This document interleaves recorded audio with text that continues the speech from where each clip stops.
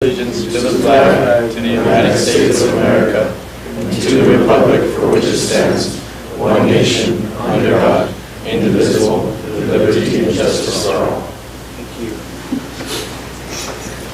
I'd just like to ask everybody to please stand and take a moment of silence for our brothers and our sisters in the Ukraine that are suffering through so much and through this terrible war. And we'd just like to keep them in our thoughts and our prayers tonight.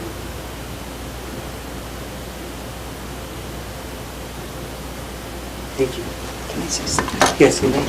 I'd also like to, if everybody please stand, I'd also like to give our condolences to the students that were killed in the vehicle accident. They were from the University of the Southwest in Hobbs, New Mexico. It happened last night, if everybody's kind of, it's on the news, and it was 6 students, I believe, and 1 coach, and then 2 other individuals from Texas. So a moment of silence for those students, please.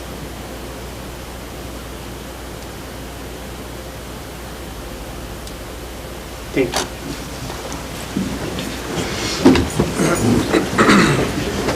Next order of business, please. Mr. Mayor, approval of the agenda. I'll entertain a motion to approve the agenda. So moved, Mr. Mayor.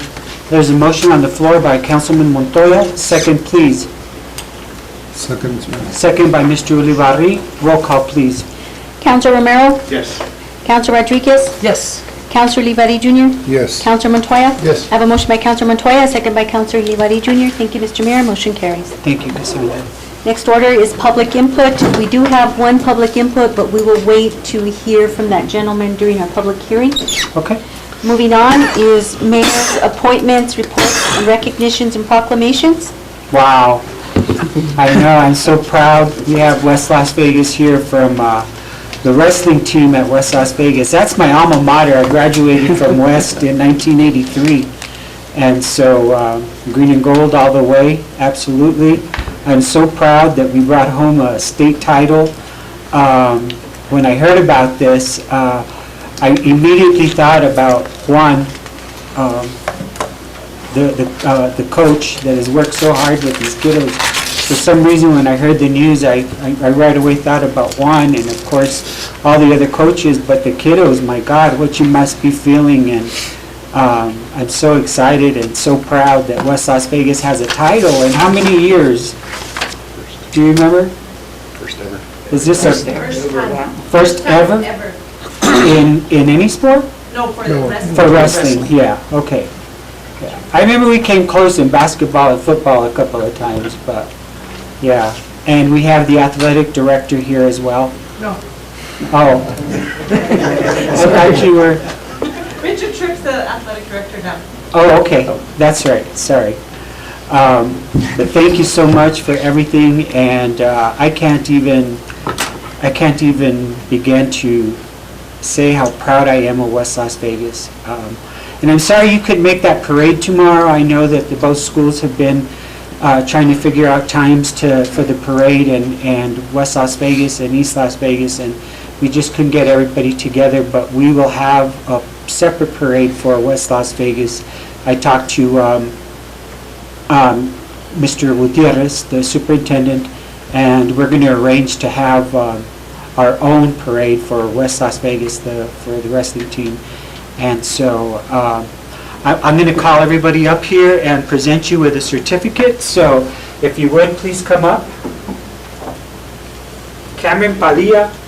Go up by weight. Last species.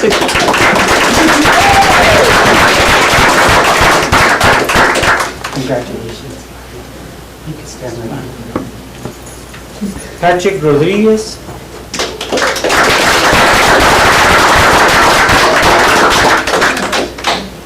Good job, Patrick. Congratulations. Sir. Romulus Padilla.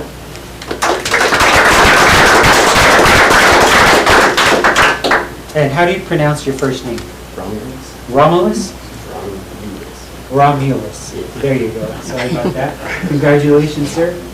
That's a great name, by the way. Cruz Martinez.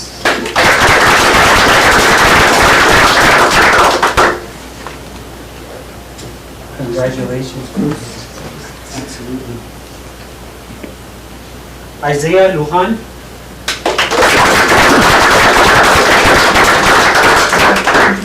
Good job. Congratulations, sir. Cameron Maddox.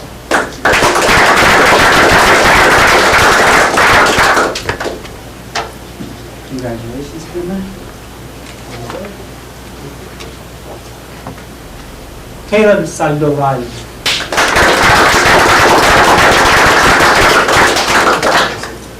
Caleb.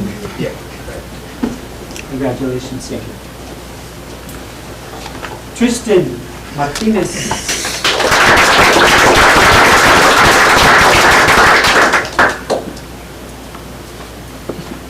Congratulations, Tristan. Good job, sir. Xavier Jaramillo.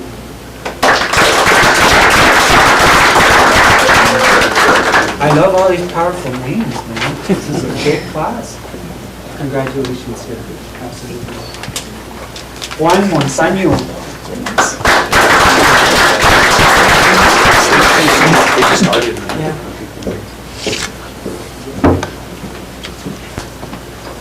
Congratulations, Juan. Good job, sir. Josh Griego.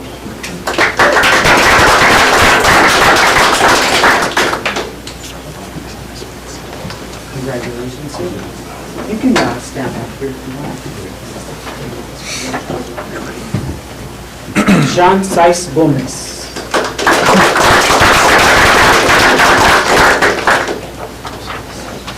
Congratulations, sir. Francisco Villa Lopez.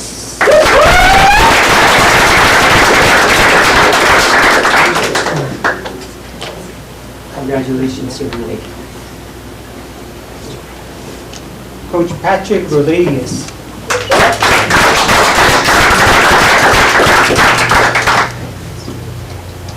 Congratulations, Coach. Thank you. Great job. Coach Steve Sanchez.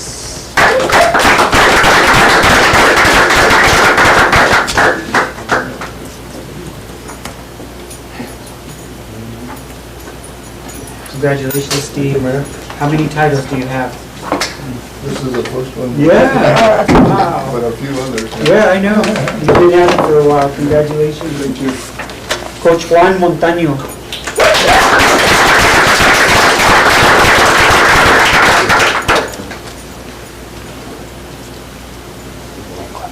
Congratulations, Coach. Excellent job. Coach Gabriel Duran.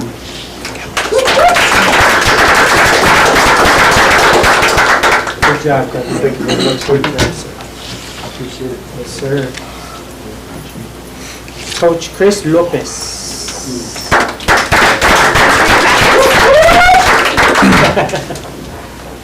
Coach Fabian Montaño. He's not here? Okay.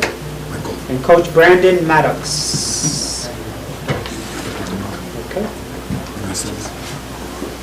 Wow, this is amazing. Can you get a picture? Pass me the phone, Mike. Counselor Rodriguez needs to like get in between you and Juan. What's that? Yeah. There.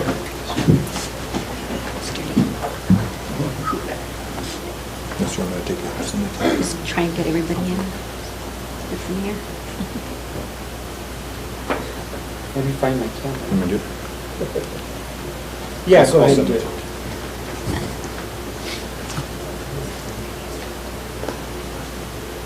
Okay, man, I gotta look this way. Oh, sorry.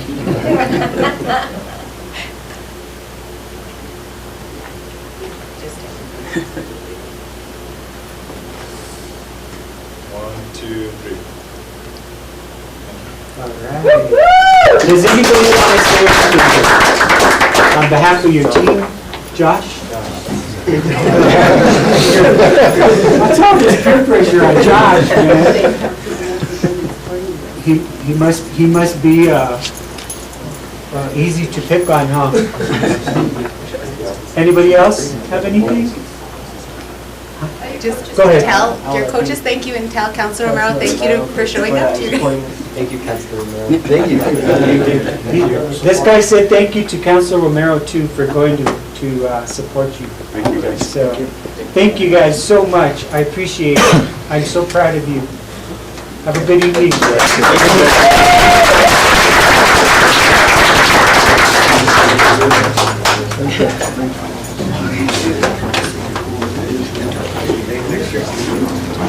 And you don't have to stay for the meeting. You're welcome to go, unless you want to sit here throughout the whole meeting. Thank you guys. Thank you. Appreciate it. I don't think you want them here, Mayor. That's so cool. Can't stay here. Plugged it in here to keep the light from coming on. Yeah, I gotta do mine Yeah, as soon as you switch it over, otherwise the blue light will be on.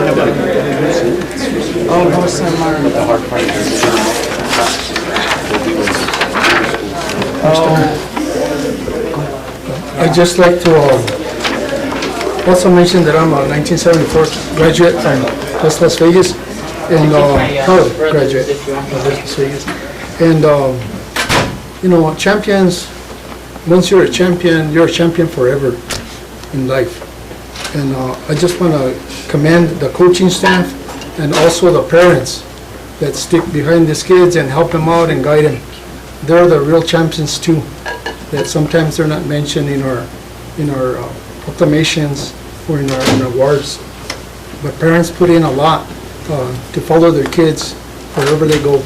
So they're champions as well. Thank you, Mr. Mayor. Thank you. Takes a village, right? Yep, got it. Dr. Edward Martinez, would you go get him from the lobby?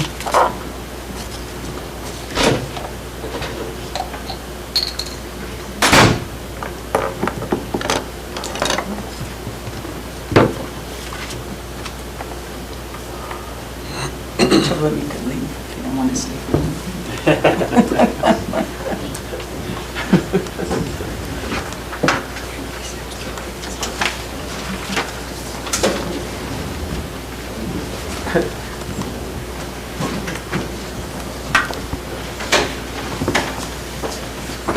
Did he leave?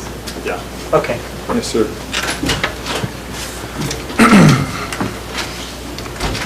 So the next order of business. Mr. Mayor, we have Mayor Louis Trujillo's 2022 State of the City Address video. Shall we wait till the end of my presentation, then we'll air it, or would you like to do it now? I'm more important than you. Absolutely do. Go ahead. So are we moving on to councilors' reports? Yeah, we can go to councilman's report. Can I present a certificate, please? Certainly. Thank you. So this goes out to Elaine Rodriguez. This is her last city council meeting. And it was such a pleasure serving with Elaine while I was mayor. And so glad that she accepted the appointment. And she's a perfect person for this kind of job. Works very hard at the university and professor of political science and all that stuff. And she has her PhD in public research. And political science / kind of law. Okay. Combination of the two. So I picked the best to serve during this time. And Elaine, thank you. It's been such a pleasure to serve with you. And I hope we can call on you for your advice and your expertise, going forward. But on behalf of myself and the council and the city manager and the attorney and the clerk and everybody here at the city, I'd like to present you with a certificate of recognition for your outstanding service to the community. I'm not going to...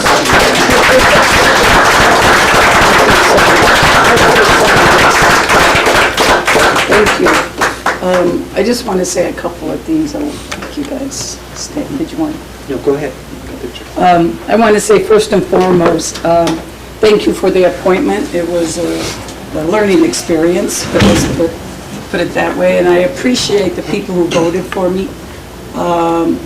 I feel real honored working with the city. I feel honored working with these fine gentlemen. I think we accomplished a lot, and I hope to continue to see those accomplishments.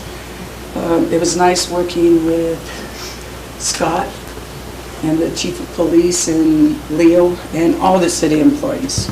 You know, I don't think people really realize how much work goes into running a city. And anytime you call them, they're there to assist, even during lunch hours, because I know which I called them many times. So I very much appreciate the opportunity of doing this, and I will be back, okay, maybe the mayor. Yeah. You never know.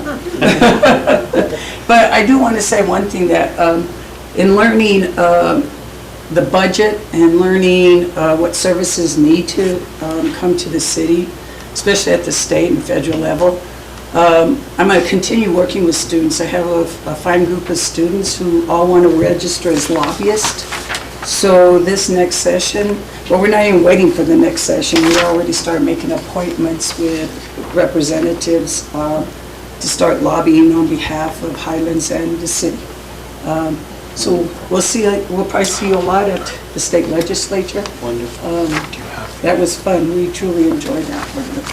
But I thank the residents for allowing me to serve them, and like I said, I will be back. Some elections you win and lose, and you just keep moving forward.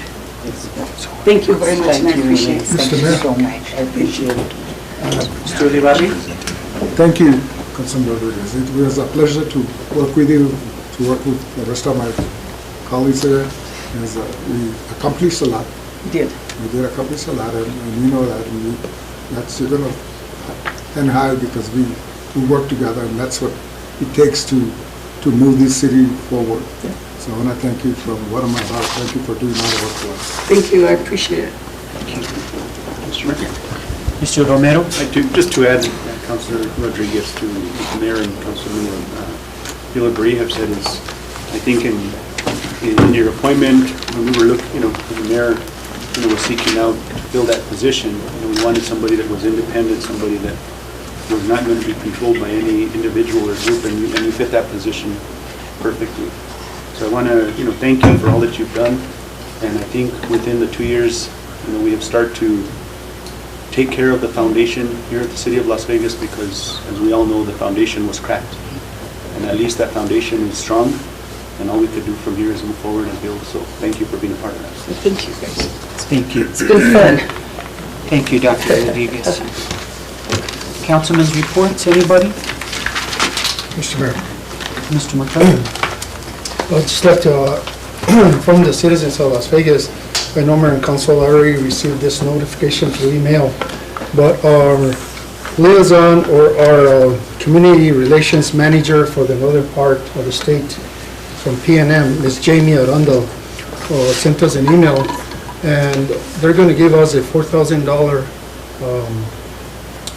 allotment from PNM and the company name Evergreen.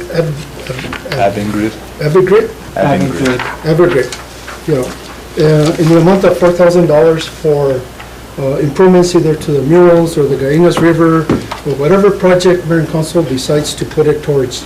So we want to thank them for being so gracious about helping us out in Las Vegas, and thank you. Thank you, Mr. Mayor. Thank you. Anybody else? Mr. Mayor? Mr. Romero? I just want to make a comment. We have the services for Mr. Frank Lovato. I just want to thank the fire department, Chief Span, the police department, and all those that were involved in the services, because there was some individuals that after Frank's services went to Santa Fe or to the other one, and said the City of Las Vegas did very well. So I just want to thank all those involved. Thank you. Thank you, Mr. Mayor. Thank you so much. Anybody else? All right, next order of business, Mr. Maestas. Good evening, Mayor and Council. I'd like to start my report with our normal slides that we start with our new employees to the City of Las Vegas.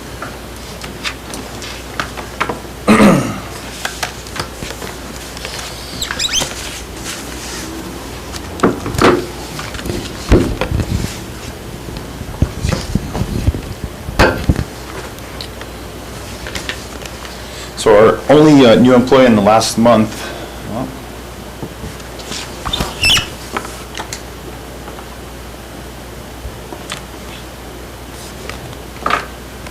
come on.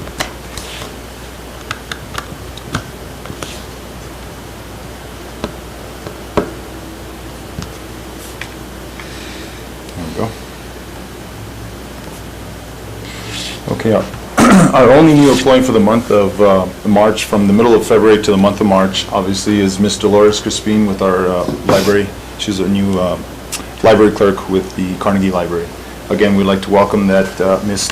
Crispin to the City of Las Vegas family. We wish her luck.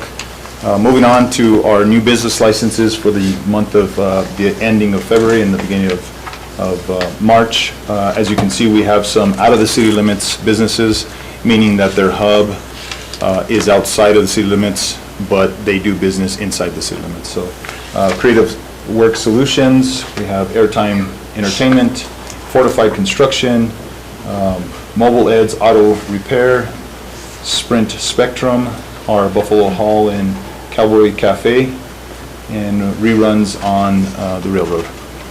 Outside of the city limits, businesses that again are doing business in the city are Our World Energy, Arch Consulting, Garcia's Welding, and Platinum Junk and Waste Removal.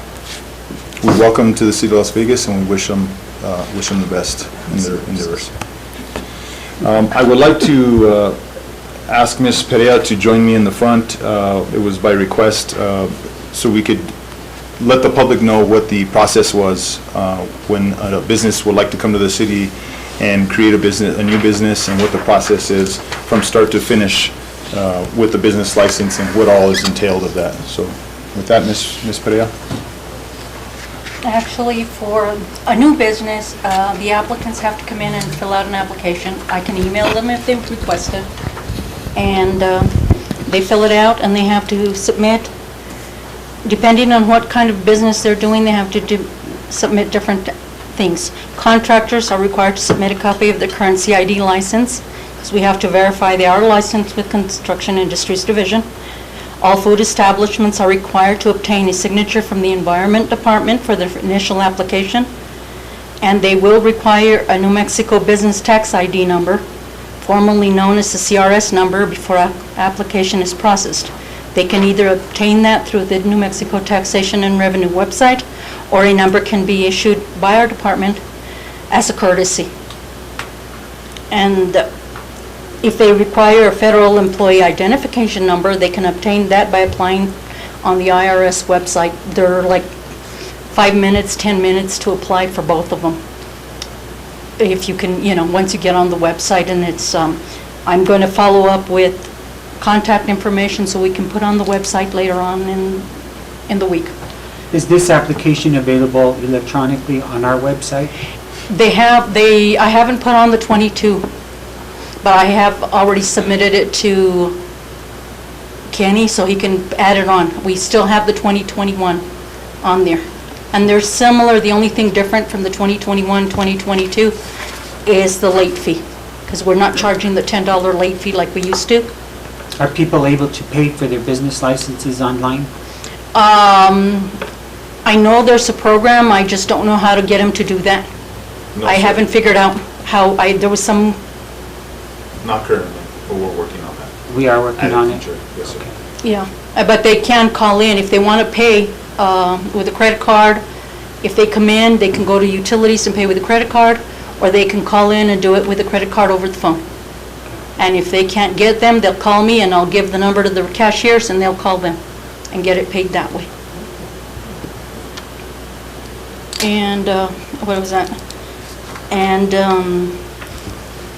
all applicants within city limits are going to require fire inspection before application is processed. I'm not going to process any more applications unless the fire department and fire department, if they did any new alterations and repairs inside the building, CID is going to have to sign off on it also. I didn't put it on there, but they will have to sign off on that also. And I'm not sure who issues a certificate of occupancy, but for the initial application, we will require that. We do require that. How well is the city working with CID and the other agencies to expedite the application and the opening of a business? If I can, I usually just direct them how to apply for some of the stuff. If they don't want to apply, like for the CRS, like I said, I can issue it here. There are issues with CID, and I've been hearing that recently about that, and I'm not sure what the issues are. The contractors have been telling me about issues. yeah, Leo, would you mind setting up a meeting with CID so that we can improve those services for Las Vegas? So I have spoken with the Fire Marshal's office, which is another state entity that needs to sign off on certain types of businesses, and through that conversation, there has been some disconnect between the State Fire Marshal's office and CID. Again, they have a big turnover, so we want to bring everybody to the table and show them what our process is and what theirs is, and see where the broken chain is. Okay. Mr. Mayor. Mr. Uribarri?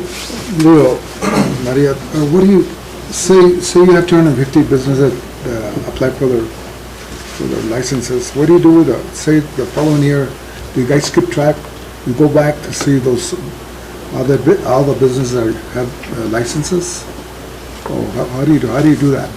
Actually, I keep track of them. You keep track? Yes, and last year, the first report that I gave to Mr. Maestas, I think it was in August or September, I think we had Over 100 businesses. 170, I think. I've gotten it down to 18. Yeah, we did see that, okay. Yeah. And I've gotten it down to 18, and these people, I have most of them, they're all locals. I've called them, not once, but like every other week, I call them to, And they're still doing business? Some of them, I'm not sure. I sent code enforcement to a lot of them, and I got a lot of them that way, because they were doing business. So now that the big push, for the 22 business license is, I'm gonna start working on contacting those and going person to person. I got a bunch of them by sending code enforcement with a completed application. All they had to do was sign it, give me a check. That's how I've gotten them. Some of them I can't actually, because I'm not sure where they have their... So you don't know if these businesses are still operating without a license? I think so, because like the daycare, Gemini Construction, let me think of them, there's... So, Mayor and Council, if I may, the list that I presented 3 months ago, like Ms. Perea presented, that there was over 140 businesses on that. In the last month, we broke it down to 70 businesses. We took off some that haven't been in business for years, pandemic affected them, people have passed away. Last month, we knocked it down to 40, and now we're down to 18 businesses that have been on this list for the last 4 or 5 years. Again, we've identified some that aren't in business anymore and some that still we're having a difficult time getting a hold of. So we're going to have to give the ones that are still in business a cease and desist order if they are still conducting business in the city limits, based off of that list. And like I said, I've called them, I've left messages and they don't respond. I know one of them, I found out, and I didn't take that off, but their number has been disconnected, so I had the next contact number, and he said that they thought the business was closed. So I'm going to actually go down there with code enforcement if I can and go check to see if these businesses are actually in business. I know 2 of them are. So to answer your question, Councilman Mulody, there's a slide here which kind of goes over the process of how businesses have to come in and renew and what we look for in our process. So if you can kind of explore that. Okay, on the renewal license, we usually send out the renewal letters between December 8th and December 15th. The applications for the renewals are due by March 15th, 5 p.m. If not, that's when we add the late fee. That gives them December, January, February, March. That gives them 3 months to come in, and pay for them. And after the 15th, we add that 10% late fee, which is $350 for the standard registration, $66 for the ones that have the auto wrecker or whatever, dance hall or whatever, that's $6. And if they have machines in that, that's additional, depending on how many machines they have, you know, it can be up to $250 to $10, depending on how that is. And then the renewal is the same thing, that we require, for contractors, we require that they submit a copy of their CID. If they don't submit it, I can always get on the CID website to see if their license has been renewed, and I can verify it that way.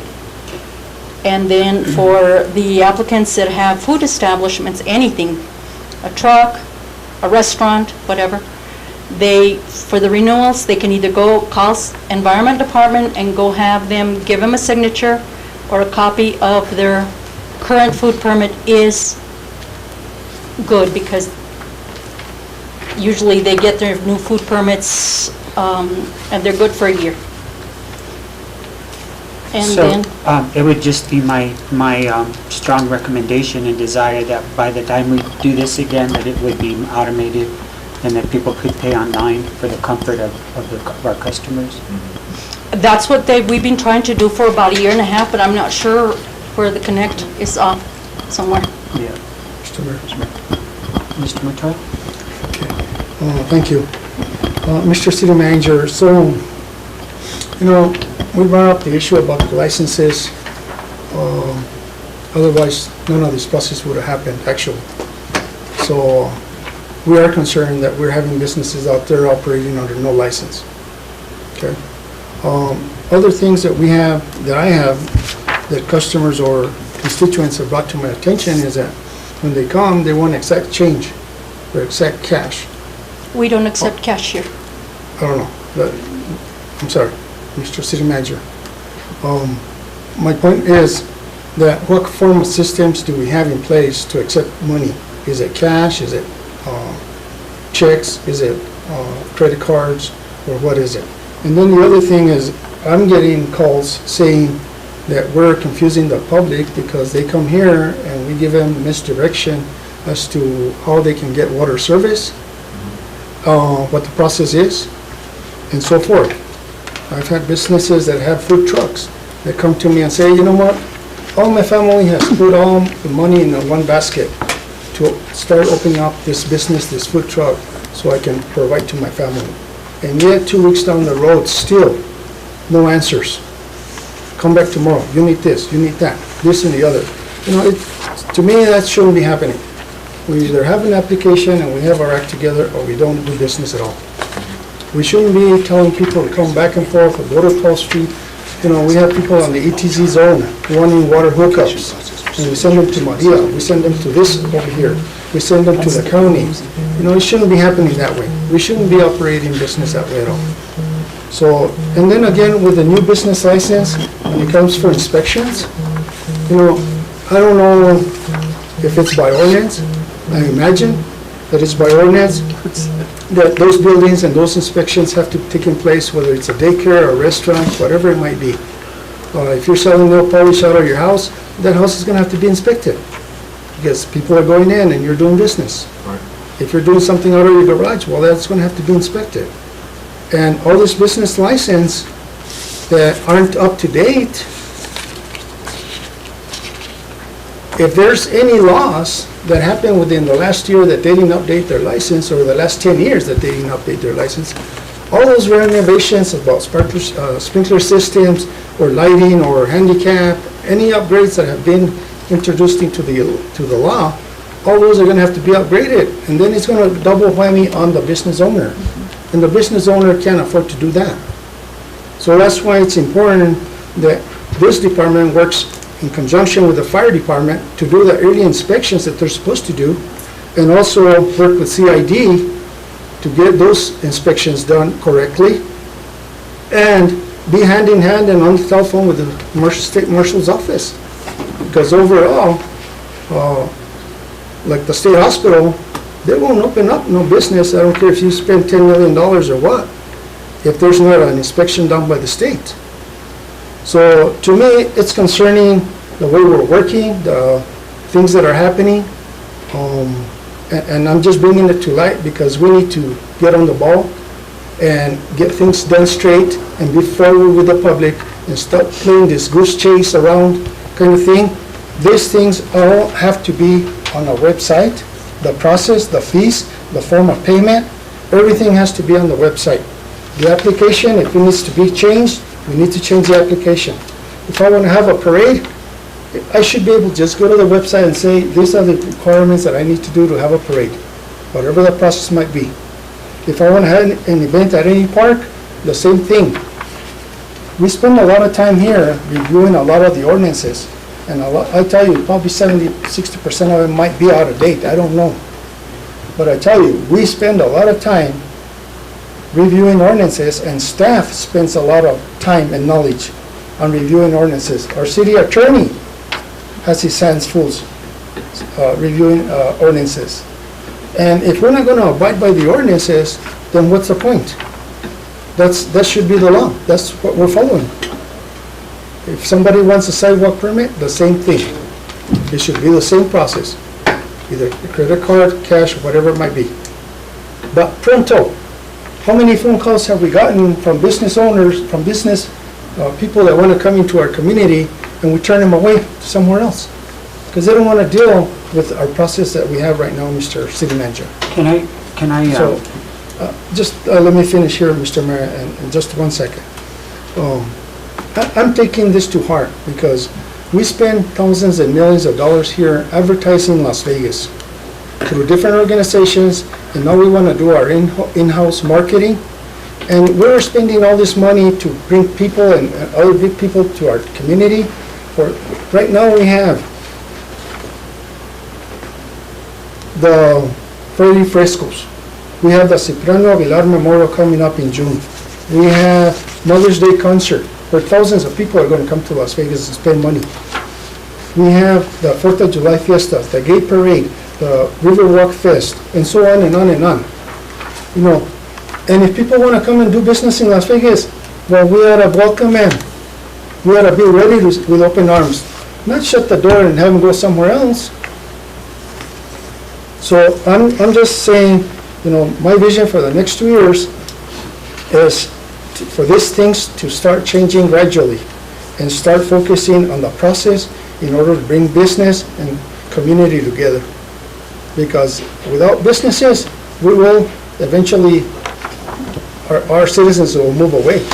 And I know we have a business here in the agenda tonight that's wanting to open up a business. But if we did, I don't know when they started the process. I didn't look at the date, but you know, it should be swiftly and accurately and done in a sufficient time, no matter what the request is.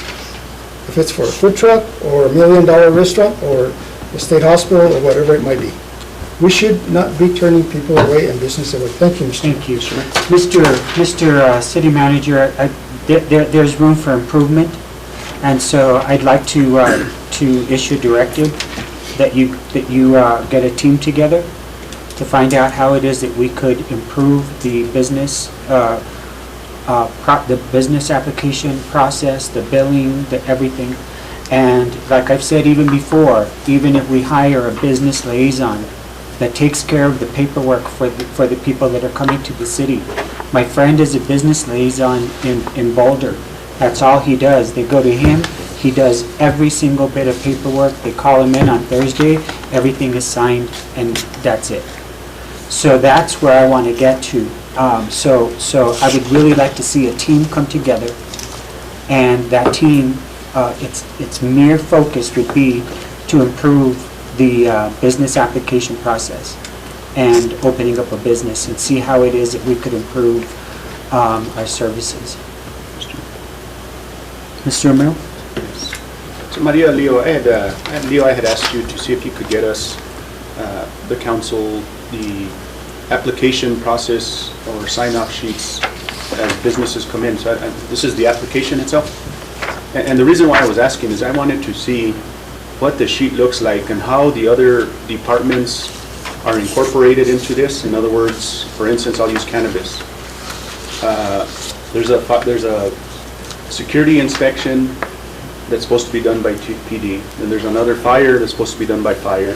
There's also water that's done by the water department, and we're charging these fees. So what does the sheet look like where every department, are we sending the individuals saying, go to the PD, go, I mean, what's the process that we're doing? For the Because- cannabis, you mean? Yeah.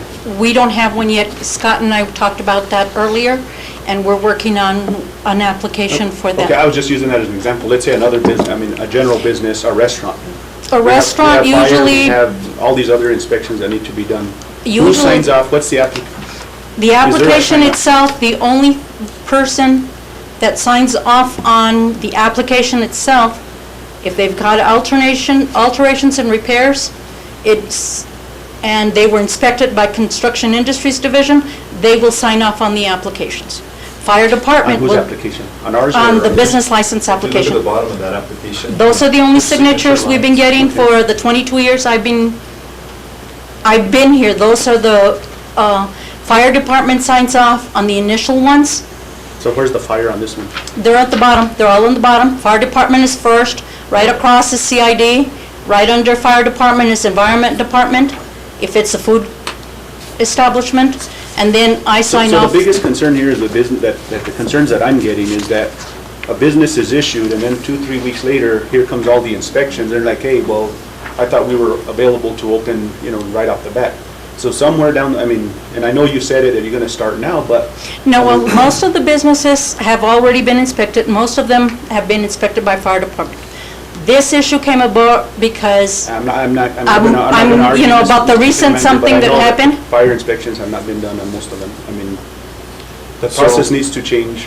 If you would reference that image there, we're going to enter a cannabis section in there, and it's going to have a sign-off section for each of the departments that's in the ordinance that needs to sign off, security, fire, water, all of those people need to sign off on that, including the fee that's tied to the cannabis. So my registration. concern is going to the mayor's, business friendly, as we want to make the city of Las Vegas.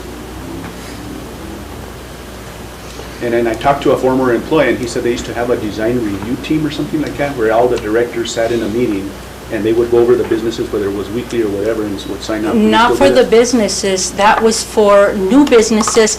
The development review team, what that is, they review the plans for any new businesses coming in. Like when Love's came aboard, Love's came on to build their own stuff. Everybody, we had environment department, state highway, all of utilities were in there. Department of Transportation, and we call PNM, not all of them show up, but most of them. But usually utilities, environment department, those are for that development review team is for the new businesses that are actually gonna build. And before they even apply for a building permit or a business license or everything, those plans are approved by everybody, so they're good to go through CID. Everything has been done. Because there's even the issue with solid waste, where I know, for instance, at the Samaritan House, where they just put the trash can anywhere. I mean, all these departments need to be at the one table, whether it's weekly or however you see fit, Mr. City Manager, because right now, as my colleagues here have said, that it's, and I could almost bet if we asked Mr. Lopez a question, it's pretty frustrating sometimes when we're opening a business, am I right? Or, I mean, you just have to nod your head and that's all. But, we want to make it as friendly and as smooth as we can, because I have the feeling that it's too complicated and businesses aren't wanting to open, because it's easier to go to Santa Fe or wherever because they have a streamlined process, and that's the process that we need to do. One quick question on cannabis, Mr. Chief. I know we started charging a security question on the security fee on that. What's the security process? I know, have you already inspected the new cannabis place? We haven't gotten anything across for anything as far as inspection yet. They have not applied for a business license yet. Which one is that, Best Days? Yeah. So, I haven't gotten anything on them at all except for their signs. They were waiting for final inspection for whatever alterations and repairs they had to do. It's the last time so they applied for that business license? No. They have to get approved from the state, if I'm correct. before we can approve a business license at our level. Yeah, the new ones are going to have to go through all that process, to get approved. And I have not received it. The only one I've received one for is for... and then going back to the collection of funds, so are you collecting some, and then some of them are being collected at utilities, or how's that? Actually, if they come in by check or money order, I collect them here, and then I do the payment ticket, and I take them on a daily basis to utilities, and then they process them over there, and then I get the receipts back. If some of them want to pay with a credit card, I just gave them the little piece, the payment ticket, and they go to utilities, and the utilities gives me a receipt later on, and we're done. Or if they call in... So then when you get the receipt, then you take time and send it to them, or, again, I guess it's the streamline again, we start the process here, then we go pay over there, I just think... So there's a lot of broken things with the process for businesses, for applications, sidewalk sales. The process across the board has been like that in the city forever and ever. If there's some support that Ms. Perea needs within her department to fix those processes, we're going to give her that support. And because for those ones that come in, they want to pay, like I say, with a credit card. We haven't had a cashier here since 2010. They used to have to go to pay on 12th Street. Well, hopefully, all these issues, that's why I'm giving a directive to the city manager, is to put a team together to come up with a very streamlined approach to opening up a business in Las Vegas. Yeah, or it was easy when we had a cashier here, but like I Yeah. said, 2010. Well, it's not only the cashier thing, there's a lot of systems that Leo has mentioned that are broken that we could streamline. And when we call ourselves business friendly, that means that it's as easy as pie to open a business, and you call one person, and they take care of all the paperwork for that business person. I have a quick question then. Yes. If one person takes care of that and this person is hired by the city, who's going to pay the fees on some of these things? Oh, the business owners are gonna, they have to pay fees anyway. Has nothing to do with fees. I'm It's just about- curious. It's about making the customer satisfied and having them not do the runaround and having to go from A to B and get signatures from everywhere. One person at the city can run all the paper for them, bring them in on Thursday afternoon and say, your appointment, Mr. Lopez, is at 2 o'clock. We're ready to go ahead with all the signatures that you need and give you your license, period. That's what I'm saying, Mr. Mayor, because I don't know what application there is now. We don't have a copy of it right now. But before, I know it used to be, a customer would come in, he'd have to go check with the police department, find the chief, figure out an appointment with him. Go to Maria, figure out an appointment or availability. And then they gotta go do their inspections, the fire department. So by that time, it's 2 months down the road. Right. And those guys invested money on the building, invested money on Sure. utility, everything else. And we're giving them all a run around, but it should be that way. That they come in, check with somebody, get all the paperwork, everything, fill it up, and then the directors get it, they do what they need to do, and a day later, 2 weeks later, whatever time, every week, certain time, we'll be there to sign everything off. But this run around back and forth is not working. I'd like And to, I've been in that hallway through the pandemic, when someone said, I told you to bring exact change. And I'll leave it at that, Mr. Mayor. I would like to volunteer to help with that project, to facilitate a team meeting. Definitely. Mr. Mayor, also, can we, the ETZ board that we have, I know we're supposed to have a couple council members on that. We can maybe meet with the county and kind of get that going also, if I know there's ETZ issues. I have spoken with Ms. Salas at the county to identify what's their duties and what our duties are. I think that's where Mr. Montoya was alluding, that we were bouncing the customer back and forth, and really that process needs to start at the county. If they're outside of our city limits, it starts at the county. They create an address, and then it comes to us. We put it in the system, and then Ms. Maria Gilberry can see it in the system to create that service. But it literally starts at the county. Yeah, but it's all on hearsay. It's all on word of mouth. Nothing's on paper. So when the customer comes here, they need to see it on paper. Just like at the motor vehicle, you go ask for something, they give you a checklist. This is what you need. I'll bring all these things and we'll take care of you. That was part of our discussion. And that's with Ms. what we need Salas. to do. That's what we need to do. So thank you, I appreciate it. We need to move on to another issue. We appreciate you being here, Maria. There is definitely a lot of work that we need to do to improve this system. Thank you. I'll try. Thank you. Appreciate it. We'll talk to you tomorrow then. Thank you. Yes, thank you. Lastly, my report is usually a lot longer, but since we put together a full-page ad in the Optic, summarizing all our projects, we've put together our articles in the Optic bi-weekly, and we've put together this State of the City address. I kind of shortened and we obviously communicate on an almost daily basis.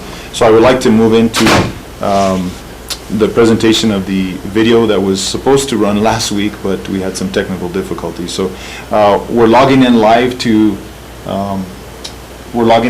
the YouTube video. So there's a 25-second lag. So if you would just bear with it as we begin that.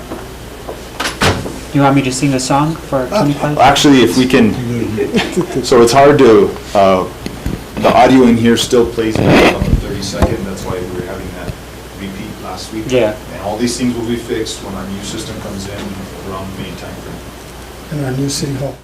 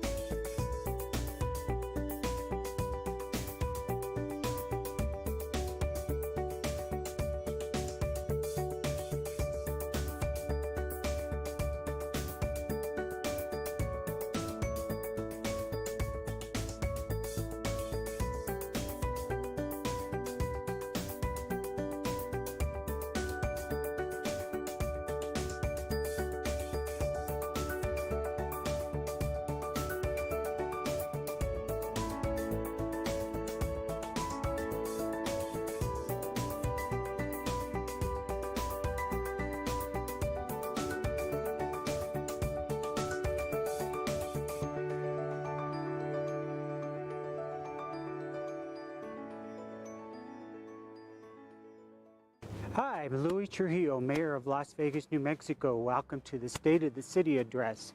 We will be focusing on many of our projects that we have had in the past and working on some of the solutions to some of the problems that we have in the city. Please join us. Working with lots of nonprofits in our areas is what this administration is doing well with. We invite all the nonprofits in Las Vegas to join us for solutions in building a more beautiful Las Vegas. Soon you will see the accomplishments of the Great Blocks project down in the Railroad District. You'll be looking at a multi-sports complex, the Rodriguez Field, up on the west side of town.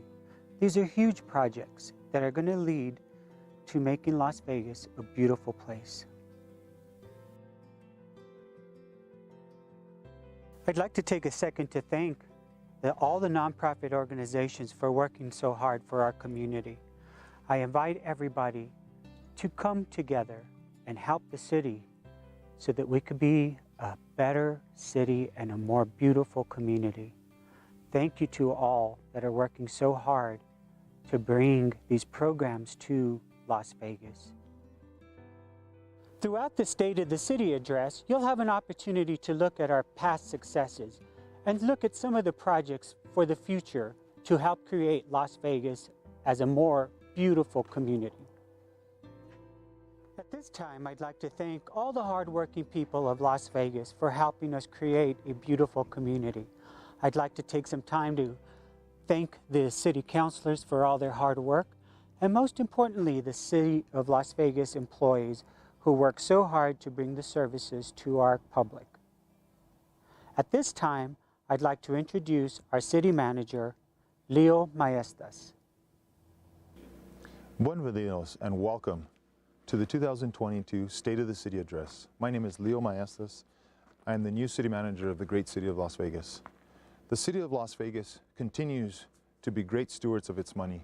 of its taxpayers' money so that we can hold our contractors accountable for quality and craftsmanship so it will benefit generations to come.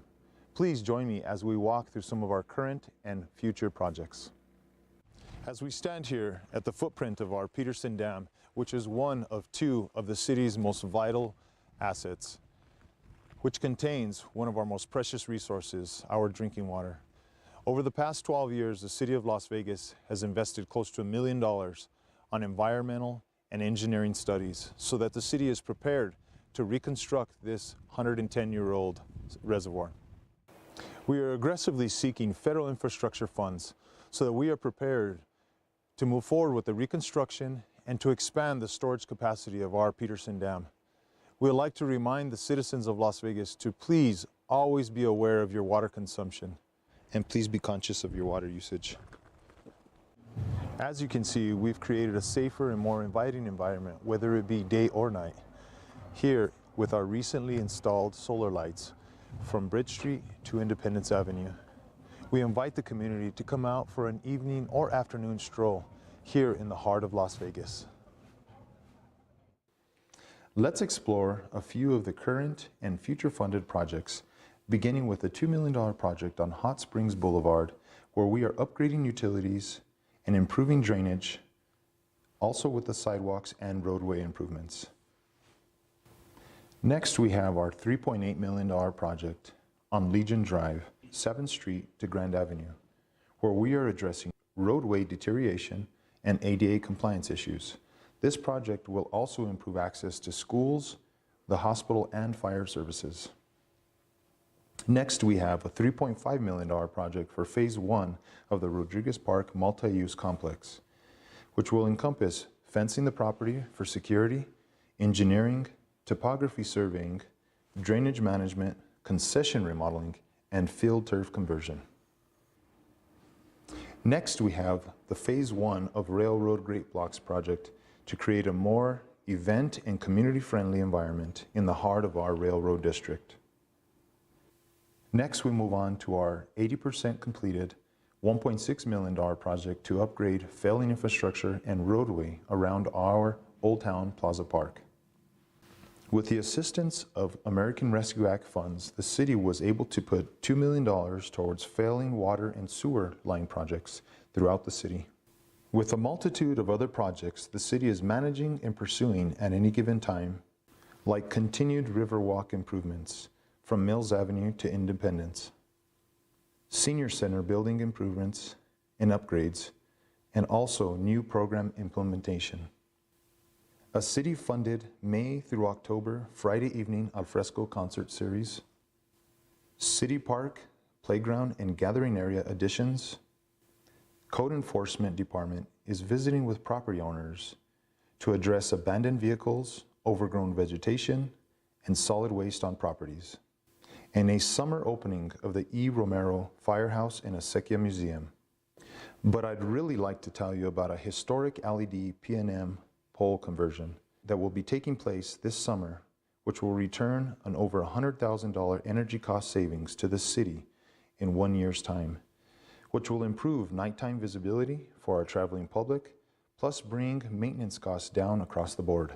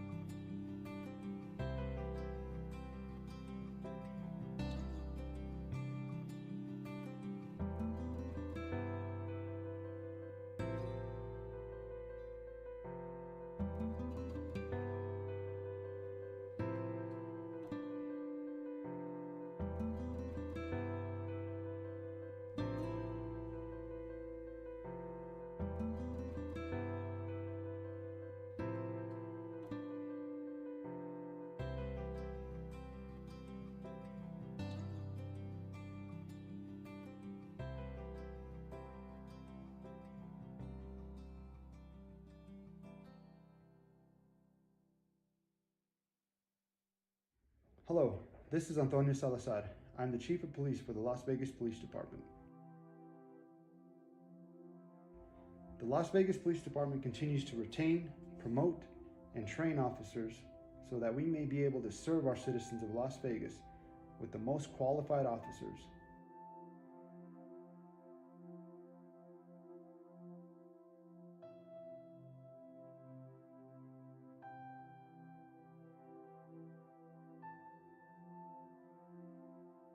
With rising crime and drug problems across the country, it is imperative that we invest in our officers so we are able to maintain a fully staffed department.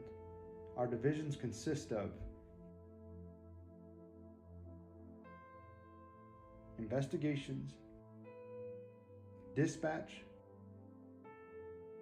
patrol,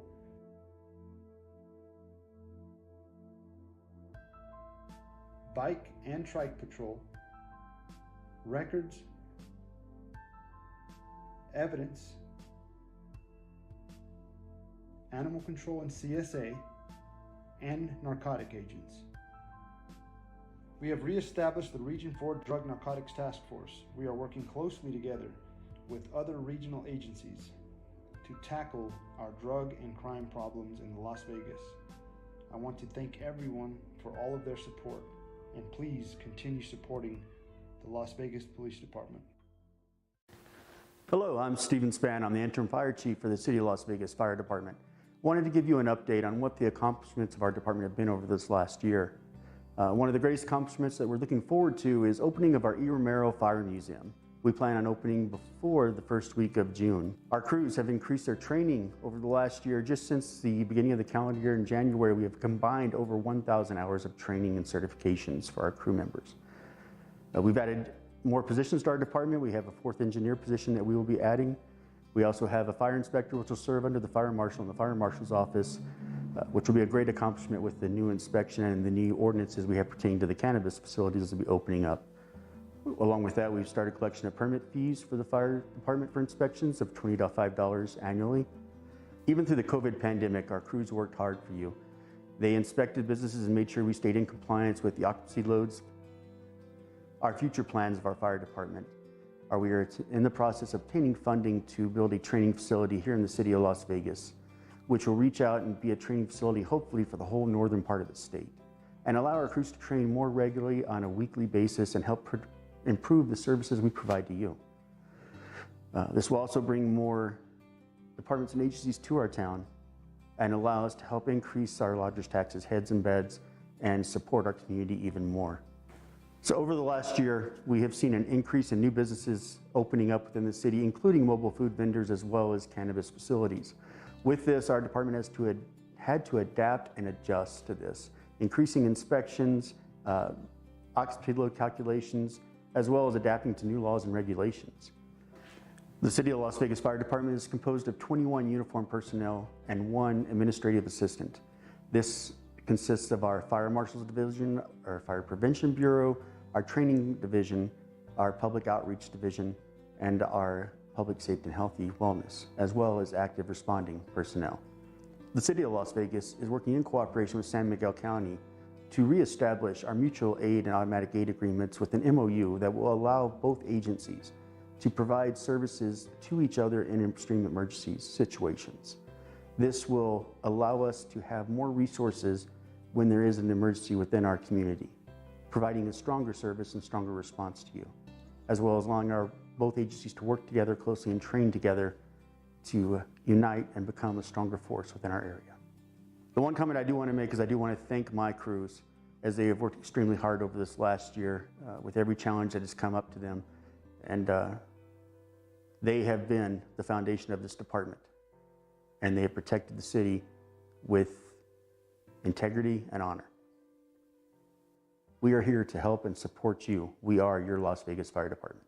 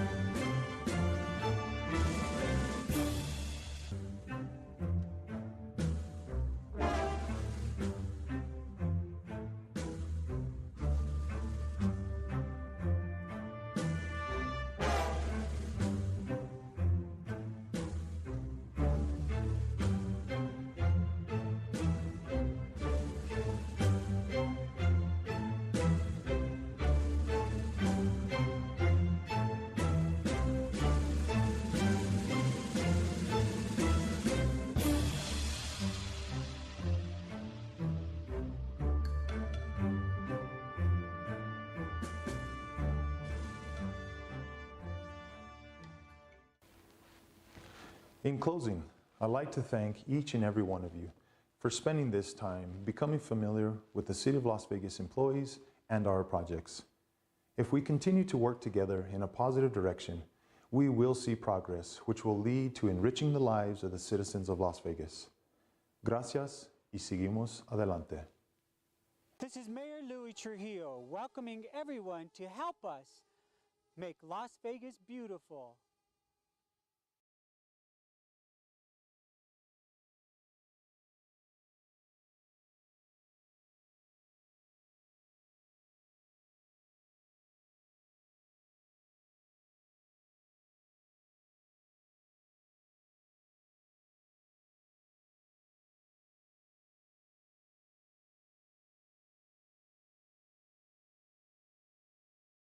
And there we have it, Mayor and Council. Thank you. That was a wonderful job. A little heavy on the fire department, though. Yeah. I was just saying, I think the PD needs to hire a media guy.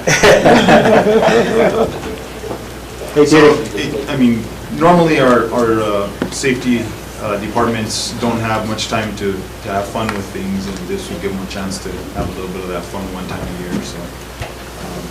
Did I miss a picture of the city council, or did I, was that in? They were at the beginning? Yeah.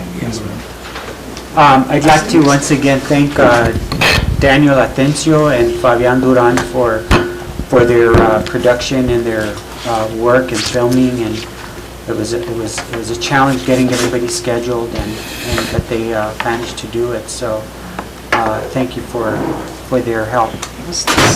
Yeah. Mr. Mayor. Yes, sir. That was nice. Mr. City Manager, since this partially of your address to the report to the citizens, Mr. Mayor, we didn't see the video before. I want to take this time and thank our mayor. I think our mayor came in a time where the city of Las Vegas was a little bit in shambles, and we all know the history. And he took upon the pandemic, and mayor and council have taken upon a lot of other challenges.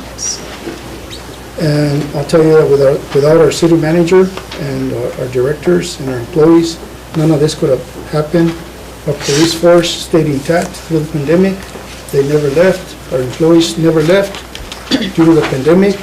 Sometimes they had to work at home from home, and it all worked out. But this administration did an ad on the newspaper, Las Vegas Daily Update, showing some of the projects, and I'm going to say half of the projects that we've done in the past year and a half. And I'll tell you that this administration, on top of those projects, we took care of our police department. We gave them cars, computers, cameras, posters, the trikes, so forth. We take care of our employees in public works, solid waste, utilities, and in their transportation system, buying them equipment, what they need to do their job. We gave them a $1,000 bonus that we were able to afford, a one-time bonus. We settled the union contracts just 2 weeks ago, both fire and police. And, as you saw in the news today, a lot of other communities are having issues with those kind of things. And by negotiating and by having a good city manager and good leadership, we're able to overcome a lot of that stuff. So I think we've come to a point where this council has set an example for the next governing body to move forward, and working together, we can get things accomplished. We spent thousands and millions of dollars this last year, but for the benefit of the citizens. We've done a lot of street improvements, and we're not stopping, we're continuing. Now we have Roadway, we have Legion, we have Hot Springs, we have 10 other streets on the list. And we're going to have a meeting to find out how we can get more streets paved in this community. So our parks, the same thing, as Leo indicated, we have canopies ordered for them, we have play equipment ordered for them. So we're moving forward. We're spending the monies wisely. I just want to thank Elaine at this time for your service coming into the governing body. And, I'm a little bit lost as words for your predecessor that didn't want to be involved and want to be a part of all these good changes that we've done in this last year. But I thank you for coming on board, being independent, and representing your ward, and doing the things that you had to do, and speak out when you had to speak out. I mean, that's what it's all about. And I thank you for your contributions. Thank you. And thank you, Mr. Mayor and Council. Thank you. Thank you, Mr. Montoya. Appreciate that. We're going to have to move right along to the next agenda item. So the meeting from here on is going to be very swift and very fast. So if you can cut your presentations by a little bit, I'd appreciate it. But next order of business, please, and please get ready for a very swift meeting. Thank you. Mr. Mayor, Police Chief's report, we have Antonio Salazar, our Police Chief. Thank you. Welcome, Mr. Salazar. Go ahead and begin. Thank you. You have a time limit. No questions.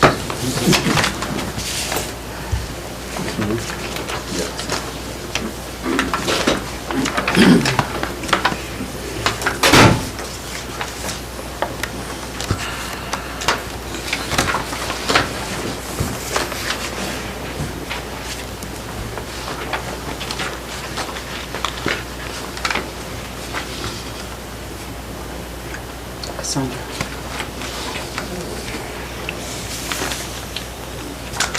So here we have the police chief's, the police department's monthly report. 36 arrests were made. We had 0 calls, 0 reports that were generated for burglary, and we had 4 calls for burglary reports. That could be anything from somebody saw somebody in the backyard and they didn't find anything missing, or nobody wanted to report anything. 66 parking citations, 19 non-traffic citations, 158 traffic citations, and 1,168 calls for service. From our records division, 90 offensive incident reports, 25 traffic citation reports were entered, 246 citations were entered, 136 customers were attended to, 289 incident reports and traffic accident reports were scanned, and 16 IPRA requests were completed. One of the informational specialists, the dispatcher, she just graduated the academy. We attended her graduation, and we closed out the 2021 documents. Cases that were assigned to investigations, 4 of them, and 1 of the cases were self-generated or initiated. We recovered 3 stolen vehicles, 3 arrests were made, and we conducted 3 search warrants, and 4 cases are closed in investigations in narcotics. We attended trainings, we attended district court, magistrate courts, safe house interviews, and MDT meetings, and 24 calls for service. We currently have 3 officers attending the police academy in Santa Fe. They're due to graduate in May of 2022. We have training, staff going into first line supervisor and management training in Albuquerque. We have new FTO officers being trained right now, the field training officer, so they'll be able to pass on their knowledge to the recruits that are getting out, that are coming into the police department. And the 1 personnel attending the public safety telecommunications, that was the dispatch academy in Santa Fe. Instructor development again in Santa Fe, and then we had all the officers recertified in the intoxilizer for alcohol. So I know this is something that Mayor and Council had asked before, we will start conducting roadblocks, DWI checkpoints here in the coming months. We are attending 1 police officer attended the long rifle training at our shooting range. We had coffee with the cop at Starbucks. That was a pretty big success. We will continue that. The next one, I don't want to speak too soon, but I think it's going to be the following weekend of this month. We assisted East and West with basketball games for security. And here are our vacancies. The animal control, let's see, the animal control officer, we actually have one being transferred over, so we have one animal control officer, strictly animal control officer and titled animal control officer. So here is the next slide. This is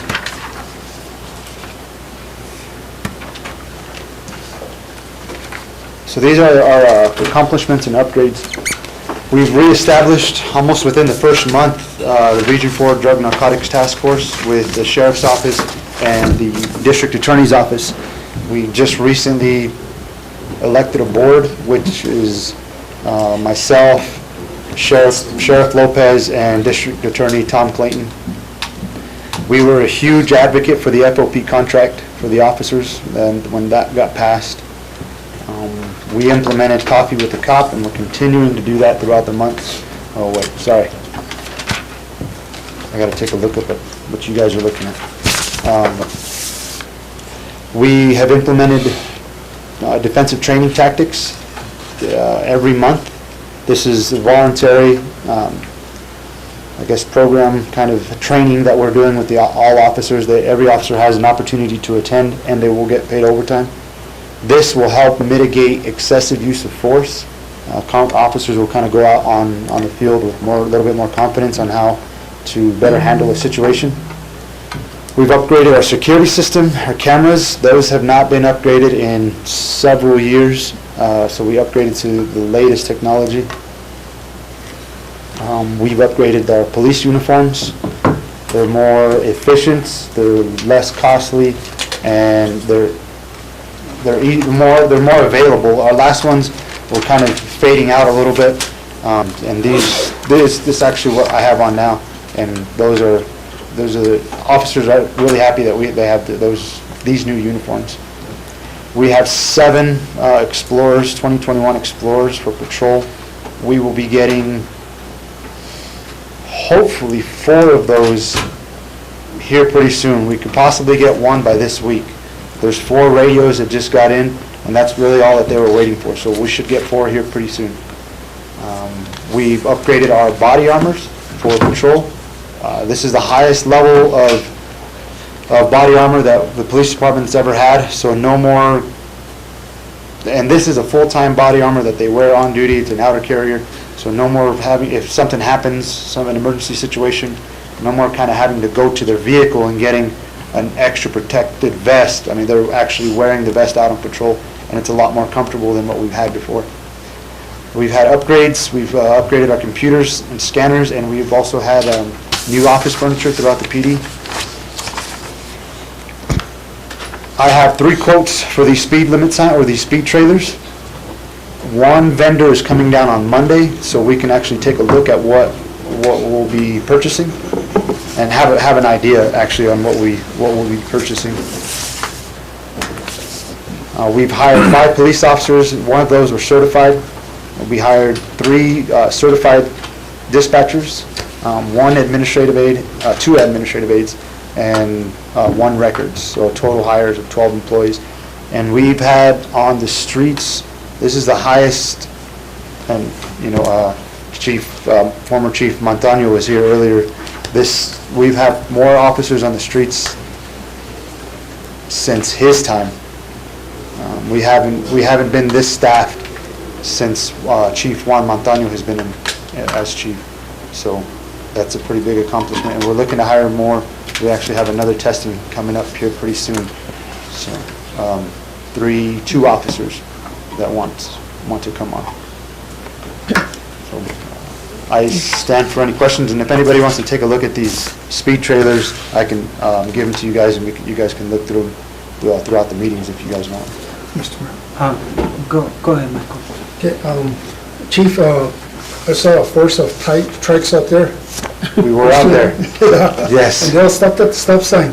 We did our best. We're still in training a little bit, but we did our best. Yeah. But I just want to commend you for the good work that you guys are doing, about being visible out there in the community. I do want to emphasize that when you do start putting these 2 speeding monitors out there, make sure that you publicize it a week ahead of time. You have to pay for an ad in the optic or whatever, make sure, because we put out one stop sign yesterday, the day before, and, you know, everybody had like chaos that we didn't let nobody know we put up a stop sign. So, you know, just so that the public knows ahead of time that what we're doing and what's gonna happen and where they're gonna be at, and, you know, I know it's remotely, they can put them wherever you want, but, you know, you can tell them, next week it's gonna be on 7th Street, next week it's gonna be over there. It don't matter. If they're speeding, they're gonna get caught. But just publicize it so that they know that that's what's happening. Thank you. Thank you. Mr. Romero? Chief, I just wanted to kind of see if you could, maybe by the next meeting, again, that cannabis application on businesses, on your part with the police department doing the security checks, you could kind of give us an update as to what you'd be doing on that inspection. Because we are charging, you know, the businesses that fee, and I'm just curious, you know, what you're going to be looking at or how other communities are doing it. Okay. The other part that I was going to ask, and I know it's an issue with fire, well, we could ask our finance guy, but since we approved the contract, are your officers, has that increase already, have they seen it in their pay yet? Not yet, I believe. I mean, we might be able, but I think it's going to be the next pay period. But we can get more clarification from you. Yeah, but I'm almost positive it's the next pay period. Thank you. I have a question. Go ahead. The coffee with the cop, are you getting, this is like the second or third one you've done, correct? This is the second one, yes, ma'am. You see more residents coming to speak with you, and do they bring you concerns or just getting to know you? It's both. Some concerns, a lot of conversations. We've had a way more, a higher attendance from our first one, which was at Travelers.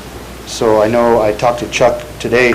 Like I said, we're going to do one the following weekend, or a couple of weekends from now, and I believe it's going to be at Pino's, but he has to make sure with that first. Okay. He's just curious. Mr. Olivari? Chief, what's your time limit on when an officer gives a citation out or there's a wreck? What's the time limit on when the individual got to go and get a report from it? Are you asking what? Say a wreck or somebody calls in for that they vandalized something, you know, and they call in the police department and they have to make a report. How long does the officer take to make that report and somebody to pick it up? Before the end, so traffic accidents, they're before the end of their work shift. So they have up to 3 days. 3 days. Yes. So if an individual goes out there and you don't have the report ready, they just got to tell them that they got to come back in 3-4 days after?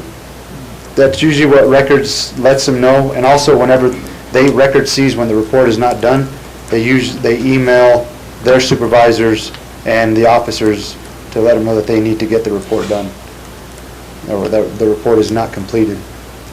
Thanks, sir. Yes. One more. Go ahead. As far as the DWI patrols, I think there's some funding, is it the DWI step or something like that? I know we haven't done it, but have we applied for that funding, or is that something?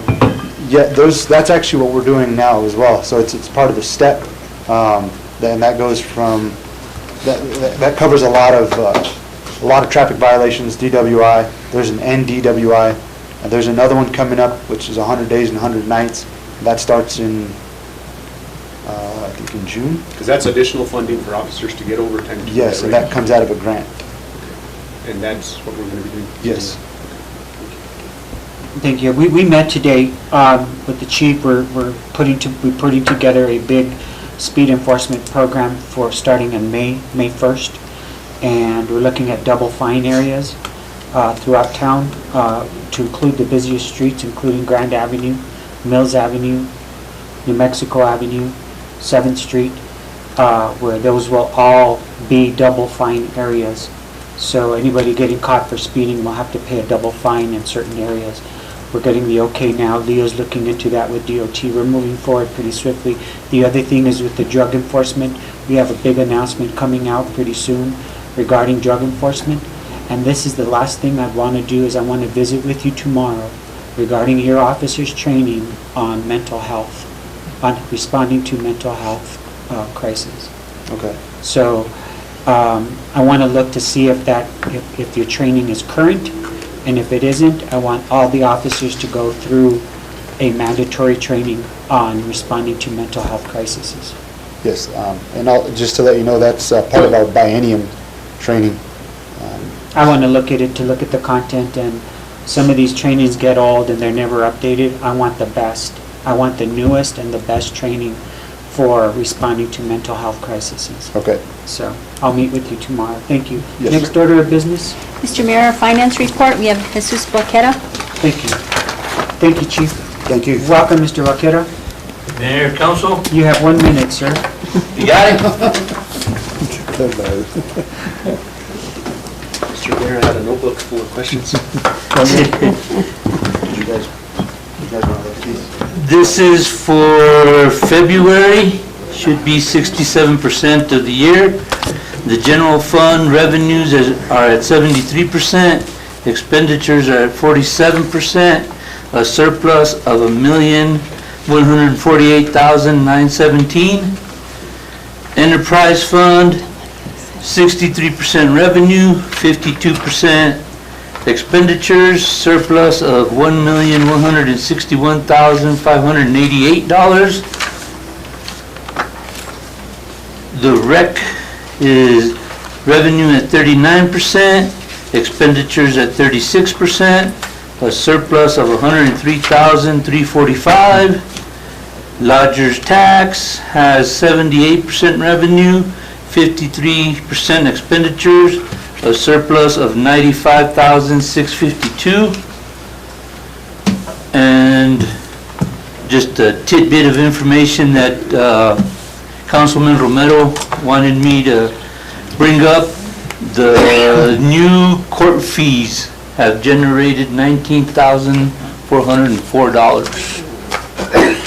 And the bird fee that comes in quarterly, it's $153 this last quarter. The what fee? The bird, 2 cents a ride. Oh, okay. All right. Well, It's in tax and little by birds little, now, we'll get huh? there. Mr. Vaquera, is there anything in your report that you need to make us aware of or that's concerning to you in your office? no sir, everything looks good. Thank you, Mr. Vaquera. Have a good evening. Mr. Montoya, go ahead. That 19404, is that, what fund is that going into? What's that? The $19,404, where is It's that? still sitting at the courts because the council hasn't decided who can spend it or how it can be spent. Mr. Mayor, I would like to have our city manager bring that up as a discussion at your next report or with each councilman and see how we can start discussing that action before it goes too big, too far. Isn't that something Finance Committee would look at? No, the mayor and council has to appoint Mr. Mayor. what that money needs to be Mr. Mayor, spent just for. for clarification, it's already in the ordinance, already adjusted to, the allocation was $15 to public safety, which would be the police department, and $5 to the court, so I don't know. Yeah, but we have to go get together with Cassandra and pass it as a resolution. We It's already passed in the the It's already in ordinance. an ordinance? Yes. If it's- We already passed the ordinance. So there should not be any delay then. We should be going towards that then. Well, no, the council still has to approve the expenditures. I mean, it's earmarked for the police department, but the police department has to come to you guys and tell you we want to spend. Yeah, but you're This is saying the that those money. fines are still in the courthouse and not in the police department budget. No, they're still in the courthouse. So, Yeah, but they have to be transferred over to the police department. And Yeah. then we can start approving spending on it, okay. right?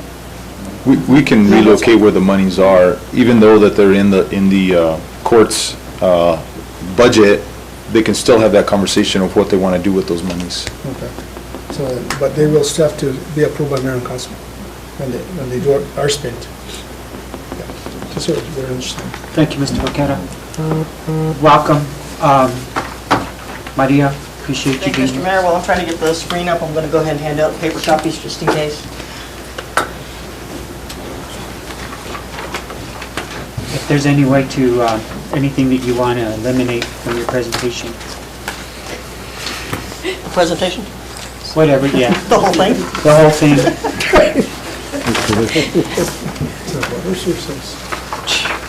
We spent all night talking Mr. about Mayor, this. Council, Mr. Manager, I did have enough copies for you as well. So this is a presentation on our water system conditions. 22, our forecast for this year is actually pretty similar to last year. We have, per NRCS, there's about a 50% probability that we're going to be below 38% on our flows. What is NRCS? National Resource Conservation Thank you. Service. So basically, the short version of this is comparable to last year. So our current raw water storage is about 250 million gallons, and last year at this time we had 195 million gallons. So we're doing a little bit better on storage. Snowpack is also a little bit better this year than last year. So on this chart, the graph to the left is chronological. So you can see the differences in snowpacks throughout the year. The chart on the right is done by lowest to highest, just so that you can see the green mark was last year, which was 6.1 inches at this time. And this year we're at 8.2 inches of snowpack in Wisner. So the precipitation forecast is going to be warm, dry, and below average or right at average for these last few years. I think we've gone through this a few times before. We use about 1.5 million gallons a day in treated water, 1.8 in raw water, and again, we've been pretty consistent over the last few years. The interesting thing I've done different this year was I tracked how much water we lost due to leaks in the system. In the last 12 months, we've lost 6.5 million gallons to leaks, which resulted in $181,000 in credits back to customers. So these are leaks in houses, these are leaks in faucets, these are leaks underground. And according to city ordinances or city policy, we provide adjustments to customers, which results in $181,000 coming out of my budget to go back to customers to pay for these leaks. That's the equivalent of 1,639 days of water loss for one person. It's a lot of water loss. Say that again. The amount, 6.5 million gallons, is equivalent to 1,639 days of water loss for a single person. So it's, I could move that around to how many people it is. It's a lot. It's a lot of wasted water. Right now, we're currently in stage 3. According to our water conservation ordinances, this is about the time when we start to be a little bit more stringent on those leaks. Anything over about 0.2 gallons per minute, we consider that a severe leak, and we can require somebody we can cut them off right away and have them repair it right away, especially when we're in these drought conditions. So currently we're in stage 3, which means we have less than 260 million gallons in storage. When we get below 228, we'll move to stage 4, and when we get to 195 million gallons, then we move to stage 5. We do expect to get to stage 5 this year. So currently, stage 3 is limitations on irrigation based on your address, odd numbers and even numbers, limits to vehicle washing, swimming pools, eating establishments, fountains, and fire hydrants are limited to firefighters only. When we move to stage 4, there will be no outdoor watering, and the emergency restrictions will become a lot more stringent. There will be conversations with the city manager on ensuring that we're protecting our stream system, restricting the use of private wells and ditches as the city deems necessary.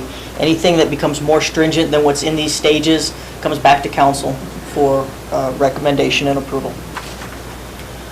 Stage 5, that's when we get to multi-agency coordination. We actually start this well beforehand. We reach out to the county, we reach out to large water users, and again, my staff are already by this time looking for any kind of leaks to try and stop wasting water.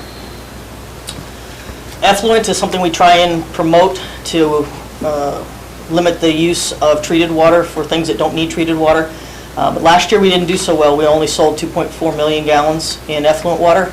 And our calculations, or the rate at which we charge for it, only equal $3,000 in revenues.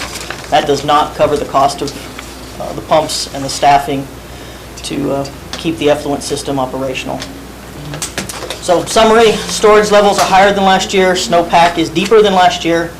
Based on projections, by the end of June, we could be in stage 5, barring any really good monsoons and any additional snowfall. Now, the good thing is our hydrologists have compared this to 2013, and I guess this is a little good and bad. 2013, we had a late season tremendous amount of water.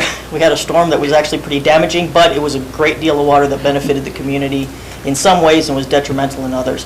So hopefully we won't have that dangerous flooding, but hopefully we can get some high flows by late in the season. And just a reminder to everybody, effluent is available starting April 1st. The 190 million gallons will put us in stage 5 if we continue on these trends by about late June. Late June? Late June. No April Fools. Pardon? No April Fools. It starts April No April 1st. Fools. No question, Mr. Mayor. So Maria, on this new annexation that we did from here to the airport, are all those fees adjusted now to city rates? Anybody on the west side that was included in the annexation has city rates. Okay. And you mentioned we go to stage 4, or is that if we ever go to stage 4? We're pretty close to stage 4, so I would expect us to go into stage 4. Okay. And again, if we do, I mean, I know it comes to former and council on that one? Now, stage 4 is already defined. Any additional emergency procedures, such as limitations on water use for customers, anything that would be impactful to the community, where it would be directed, would have to come back through the city manager to council for request for approval from the council. Again, I emphasize the importance of letting the community know ahead of time. We have an ad in the newspaper that we can utilize for that, and we have our website. So in the newspaper every Friday, we put our water situation, how much water we have, what the snowpack is, what the drought condition we're currently in. Yeah, but if we're changing the stage, they need to know. Absolutely, we do put out PSAs if and when we Thank you. change. Next, thank you very much for your help, Maria. Appreciate all your hard work. Next order of business, please. Mr. Mayor, we have our consent agenda, which has 3 items. What's the pleasure of the council? Council? Mr. Mayor, I make a motion to go ahead and approve the consent agenda. Thank you. I need a second, please. Second, Mr. Mayor. Motion by Mr. Montoya, second by Mr. Uribarri. Roll call, please. Councilor Rodriguez? Yes. Councilor Romero? Yes. Councilor Olivari Jr.? Yes. Councilor Montoya? Yes. I have a motion by Councilor Montoya, second by Councilor Olivari Jr. Thank you, Mr. Mayor. Motion carries. Thank you. Next business item. We have our business items. Item 1, conduct a public hearing and request approval of application number 1213722 for a transfer of location only of interlocal dispenser license number 28011. Make a Mr. Mayor? motion to go into public hearing, Mr. Mayor. There's a motion to go into public hearing. Second? Second. Second by Dr. Rodriguez. Roll call, please. Councilor Olivari Jr.? Yes. Councilor Montoya? Yes. Councilor Rodriguez? Yes. Councilor Romero? Yes. I have a motion by Councilor Montoya, second by Councilor Rodriguez. Thank you, Mr. Mayor. Motion carries. Thank you. We are now in a public hearing. Anybody who is going to speak about or for against this proposed change, please stand up and get sworn in, please. Go ahead, Cassandra. Are you going to, go ahead. Aye. State your name. Cassandra Preston. Carlos Lopez. State before the council State before the council before the council that my testimony before council will be truthful. that my testimony before council be truthful. Thank you. Mr. Mayor, we have a liquor license application for a transfer of location only, and this is for interlocal dispenser license. Our applicant is Mr. Gabriel Lucero, and he's in the audience there, and his, with Morning Star Lucero LLC, and they're asking for this license to be approved by council, and they're doing business as Buffalo Hall. They're located on 528 North Grand Avenue. All of the publication and zoning requirements have been met. I've included them in the packet. and there was a preliminary approval by ABC, which is Alcohol Beverage Control Division. So we're bringing it forth to the council for their consideration. Thank you. Anybody else? Did you want to speak at this time? or- Mayor and Council, I would just ask that the typo or whatever on the application, it says Morning State / Lucero, be changed to Morning Star / Lucero LLC. Very well, noted for the record. Anybody else? I'll entertain a motion to go back into public session. So moved, Mr. Mayor. There's a motion on the floor by Montoya, second. Second, Mr. Mayor. Second by Mr. Ulibarri. Roll call, please. Counselor Rodriguez? Yes. Counselor Olivari Jr.? Yes. Counselor Montoya? Yes. Counselor Romero? Yes. I have a motion by Counselor Montoya, a second by Counselor Olivari Jr. Thank you, Mr. Mayor. Motion carries. Thank you, Mr. Romero. Make a motion to approve application number 1213722. There's a motion on the floor by Mr. Romero, second. Second by Dr. Rodriguez. Question, Mr. Mayor. Question? Mr. Lucero, do you have adequate loading and unloading space in that business? Say that again? Do you have adequate unloading and loading For alcohol? for deliveries? Yeah, the delivery guys, There's enough room for that? yeah. Is that through the back, through the side, or? Carlos Lopez. Yes, sir. What we're doing is we are actually building a dock in the back side of the building to the alleyway, Oh, but okay. we also can accept liquor on the north side of the property. We have a double door, a nice big access, and it's, if you know, that building is wide open Yeah.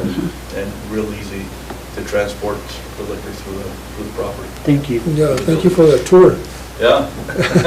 But no, the reasoning I'm asking is because I didn't want it impinging on the Grand Avenue road, state road. Yeah. Because that might be a problem. The idea is to have the trucks go through the back alleyway, park, and then unload on that back large door that we have in the backside. Thank you, Mr. Ortiz. Thank you. Any other questions? Call for the question, Mr. Mayor. There's a motion on the floor by Mr. Romero, a second by Dr. Rodriguez. Roll call, please. Counselor Montoya? Yes. Counselor Romero? Yes. Counselor Rodriguez? Yes. Counselor Olivari Jr.? Yes. I have a motion by Counselor Romero, a second by Counselor Rodriguez. Thank you, Mr. Mayor. Motion carries. If you hadn't had the barbecue brisket at Buffalo Hall, you're missing out. It's absolutely delicious. And I had it the other day on a sandwich, and it was fantastic. And good luck to you. And now that you have beer, we're all going to stop by sometime. We'll work something out. Thank you. No, good luck for everything. Thank you. Absolutely. Next order of business. Congratulations. Request approval of Resolution 2213, a resolution to certify fixed asset inventory for the 2020-2021 fiscal year. We have Jesus Vaquero, Finance Welcome, Director. Mr. Vaquero.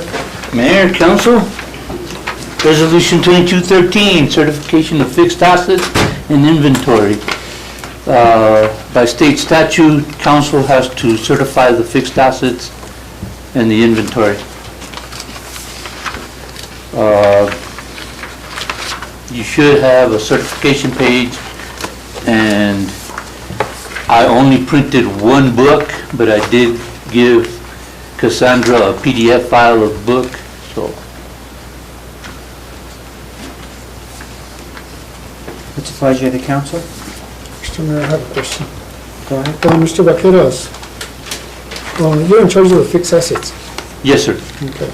And you're in charge of the auctions. Yes, sir. Okay. So we've had how many auctions this last year?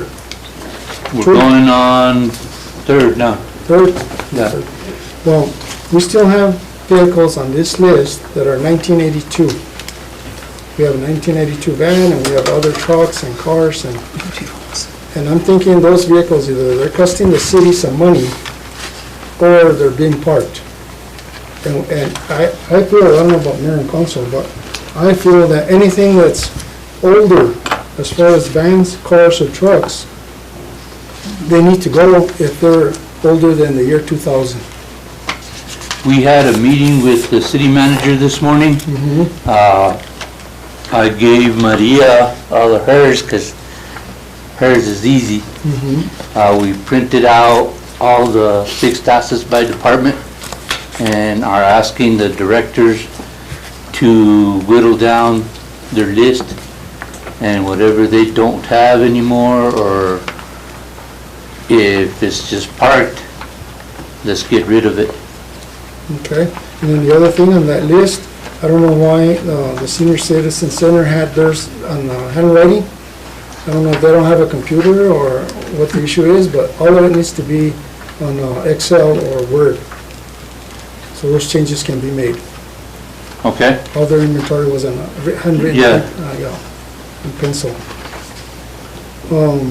So I'm hoping that this will help us to better serve our public and the employees by having better equipment for them. Instead of having 10, I know the rec center has probably 6 vehicles lined up over there that aren't being used. I don't know about the airport. I know the senior citizens had one there that I don't know if it's being used. I don't know if we have police cars that are just parked and not being used. I don't know if we have solid waste trash trucks over at the auto mechanic repair shop that have been there for years. You know, those things we need to move on. We need to get them off our inventory. We need to get them off our list so that we can make room for some more money. Because when we go asking for funding, that's one of the things they ask us, well, how much fixed assets do you have? How much money do you have in the bank? And this and the other, and that affects our funding when we go request for funding. So Mr. City Manager, I would like for you to continue that with your staff and come up with a good list for auction next time we have an auction. And what's that dated for?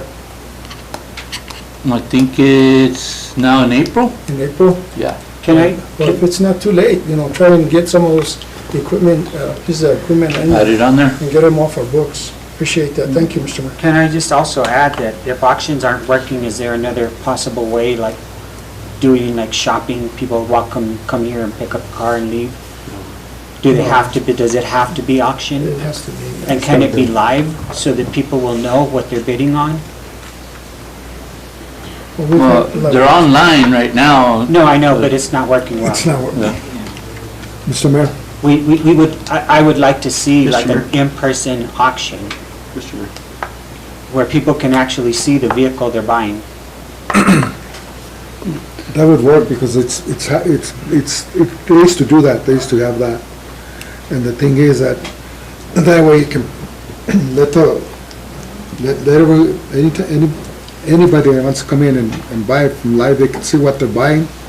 And the thing is that you can get all your departments to get everything that they have from the seniors, from, I don't care, from every department, put it in they used to do it here in the front of the city hall and one of the departments and then put everything together because there's so much stuff in all the departments that they're just spelled up, there's just junk, they're just, it could be trucks, cars, whatever, But I would put everything together on a bundle and bring it live. Mr. Mayor, the issue, there's 2 issues with, doing it live. Number one, the cost towards the city, because you're bringing an auctioneer, they're gonna have to list, and the percentage to sell it is gonna be more. So with that, you're gonna have, and then not only that, is people to come over here. I mean, we've done it in the past. A lot of the individuals that we've had, with, have their properties full of junk cars, city cars. That's what happens when you do that locally. The problem that we have with the online auction is the descriptions of the vehicles. All we have to do is make sure that we trust one person, even if we have to hire that person to do that description of those vehicles, because that was the issue. We just had cooks or cooks or whoever just randomly don't know detail into vehicles. So when you put information, they don't know, the tires are bad or what the issues are with these vehicles. So the big part of this is the description that we give to the auction. We get that right, and I'm telling you, I saw it at the schools. We were selling buses for $25, and then when we put it online auction, we're getting $4,000 or $5,000. That's a big difference. And to me, I'm a advocate for the online auction, but the problem that we had with our last auction is the descriptions, and I think that needs to be addressed. So and if some of the stuff is like really not any good, there's always a salvage yard. Once you want to see a piece of equipment, you get permission from the state to do that, I mean, you can practically do whatever you want with it after that. But there's organizations like the mayor said a while back, that in Albuquerque, that will come and pick them up and fix them up or donate them or for a good cause and stuff like that. But for us to keep a vehicle that's 1982, I mean, most people keep a car no more than 20 years. You know, so to me, I think we're just piling up and piling up. And we need to get rid of it and start getting new stuff for our city. Mr. Maestas? Mayor and council, there's a big portion, a high percentage of those items that aren't in our possession anymore. They've just never been taken off that list. Oof. So that's why each of the directors is going to go through their portion and see what's in their possession still. If it's not in use, then it's going to go on the auction. The two auctions that we did have, a high percentage of those items did get taken. There was some discrepancy in the description of those items, and we had to deal with that, and we got through it. But this next auction, we're going to make sure we have all those things, and what's not on that list will get taken off that list. So what are we approving tonight? Are we approving? Just what we have. This is a list from 2020-21. Yeah, this is all the assets that we have. I know, but if you're saying that that list is incomplete in the fact that it might not even be here anymore, I'm concerned. That is true. I'm concerned about the accuracy of the report. Mr. Barqueta, when is this requirement, when's the expiration, or when do we have to send that in? I'm not sure, but definitely before the end of the fiscal year. Right. So we'll bring it back to the next meeting. Okay. With a new cleaned up list. Okay, that's fair. Mr. Mayor, make a motion to approve resolution 22-13. Mr. Taylor. They're bringing it back. Yes. Once they review it and delete all the stuff that's not on there. Motion to table, Mr. Mayor. Okay. Mr. Romero, there's a motion on the floor by Mr. Romero to table, second by Mr. Montoya. Roll call, please. Counselor Olivari Jr.? Yes. Counselor Montoya? Yes. Counselor Rodriguez? Yes. Counselor Romero? Yes. I have a motion by Counselor Romero, second by Counselor Montoya. Thank you, Mr. Mayor. Motion carries. Thank you. Item 3, request approval of Resolution 22-14. This is a budget adjustment for the 2021-2022 fiscal year. Mr. Paqueta? 2214, budget adjustment for the Clean and Beautiful grant, traffic safety, special legislative appropriations of $38,000 for Crestone Park, $319,000 for Senior Center.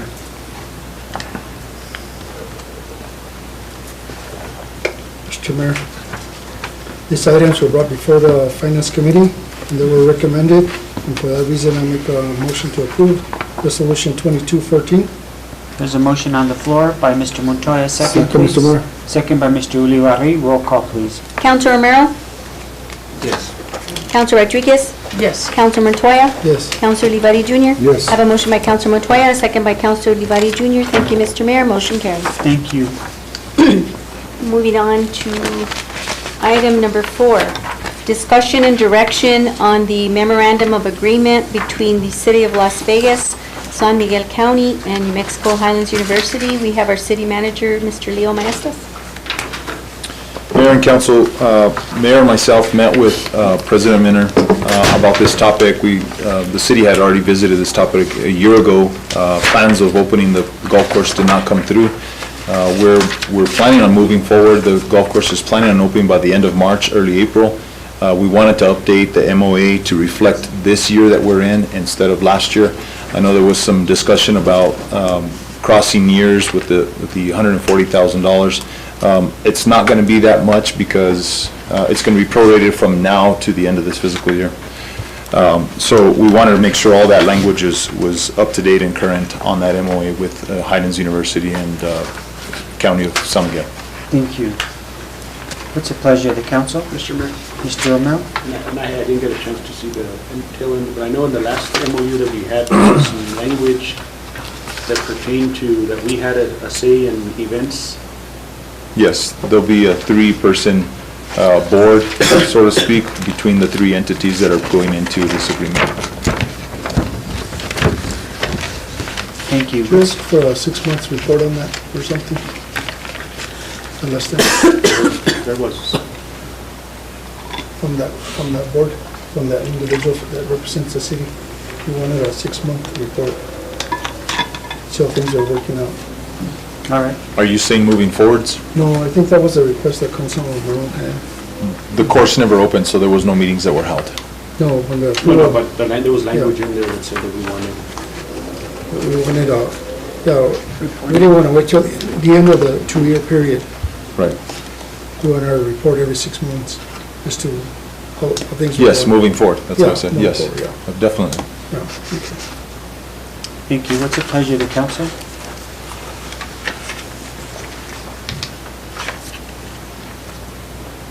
So you're saying, Mr. City Manager, there's no changes to this? No, so there's a few language changes that Mr. Romero was alluding to. Okay.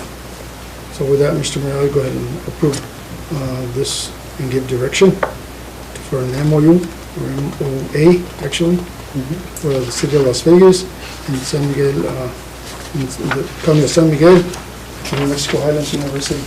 Thank you. First, there's a motion by Mr. Montoya. Second? Second by Mr. Romero. Roll call, please. Counselor Rodriguez? Yes. Counselor Olivari Jr.? Yes. Counselor Montoya? Yes.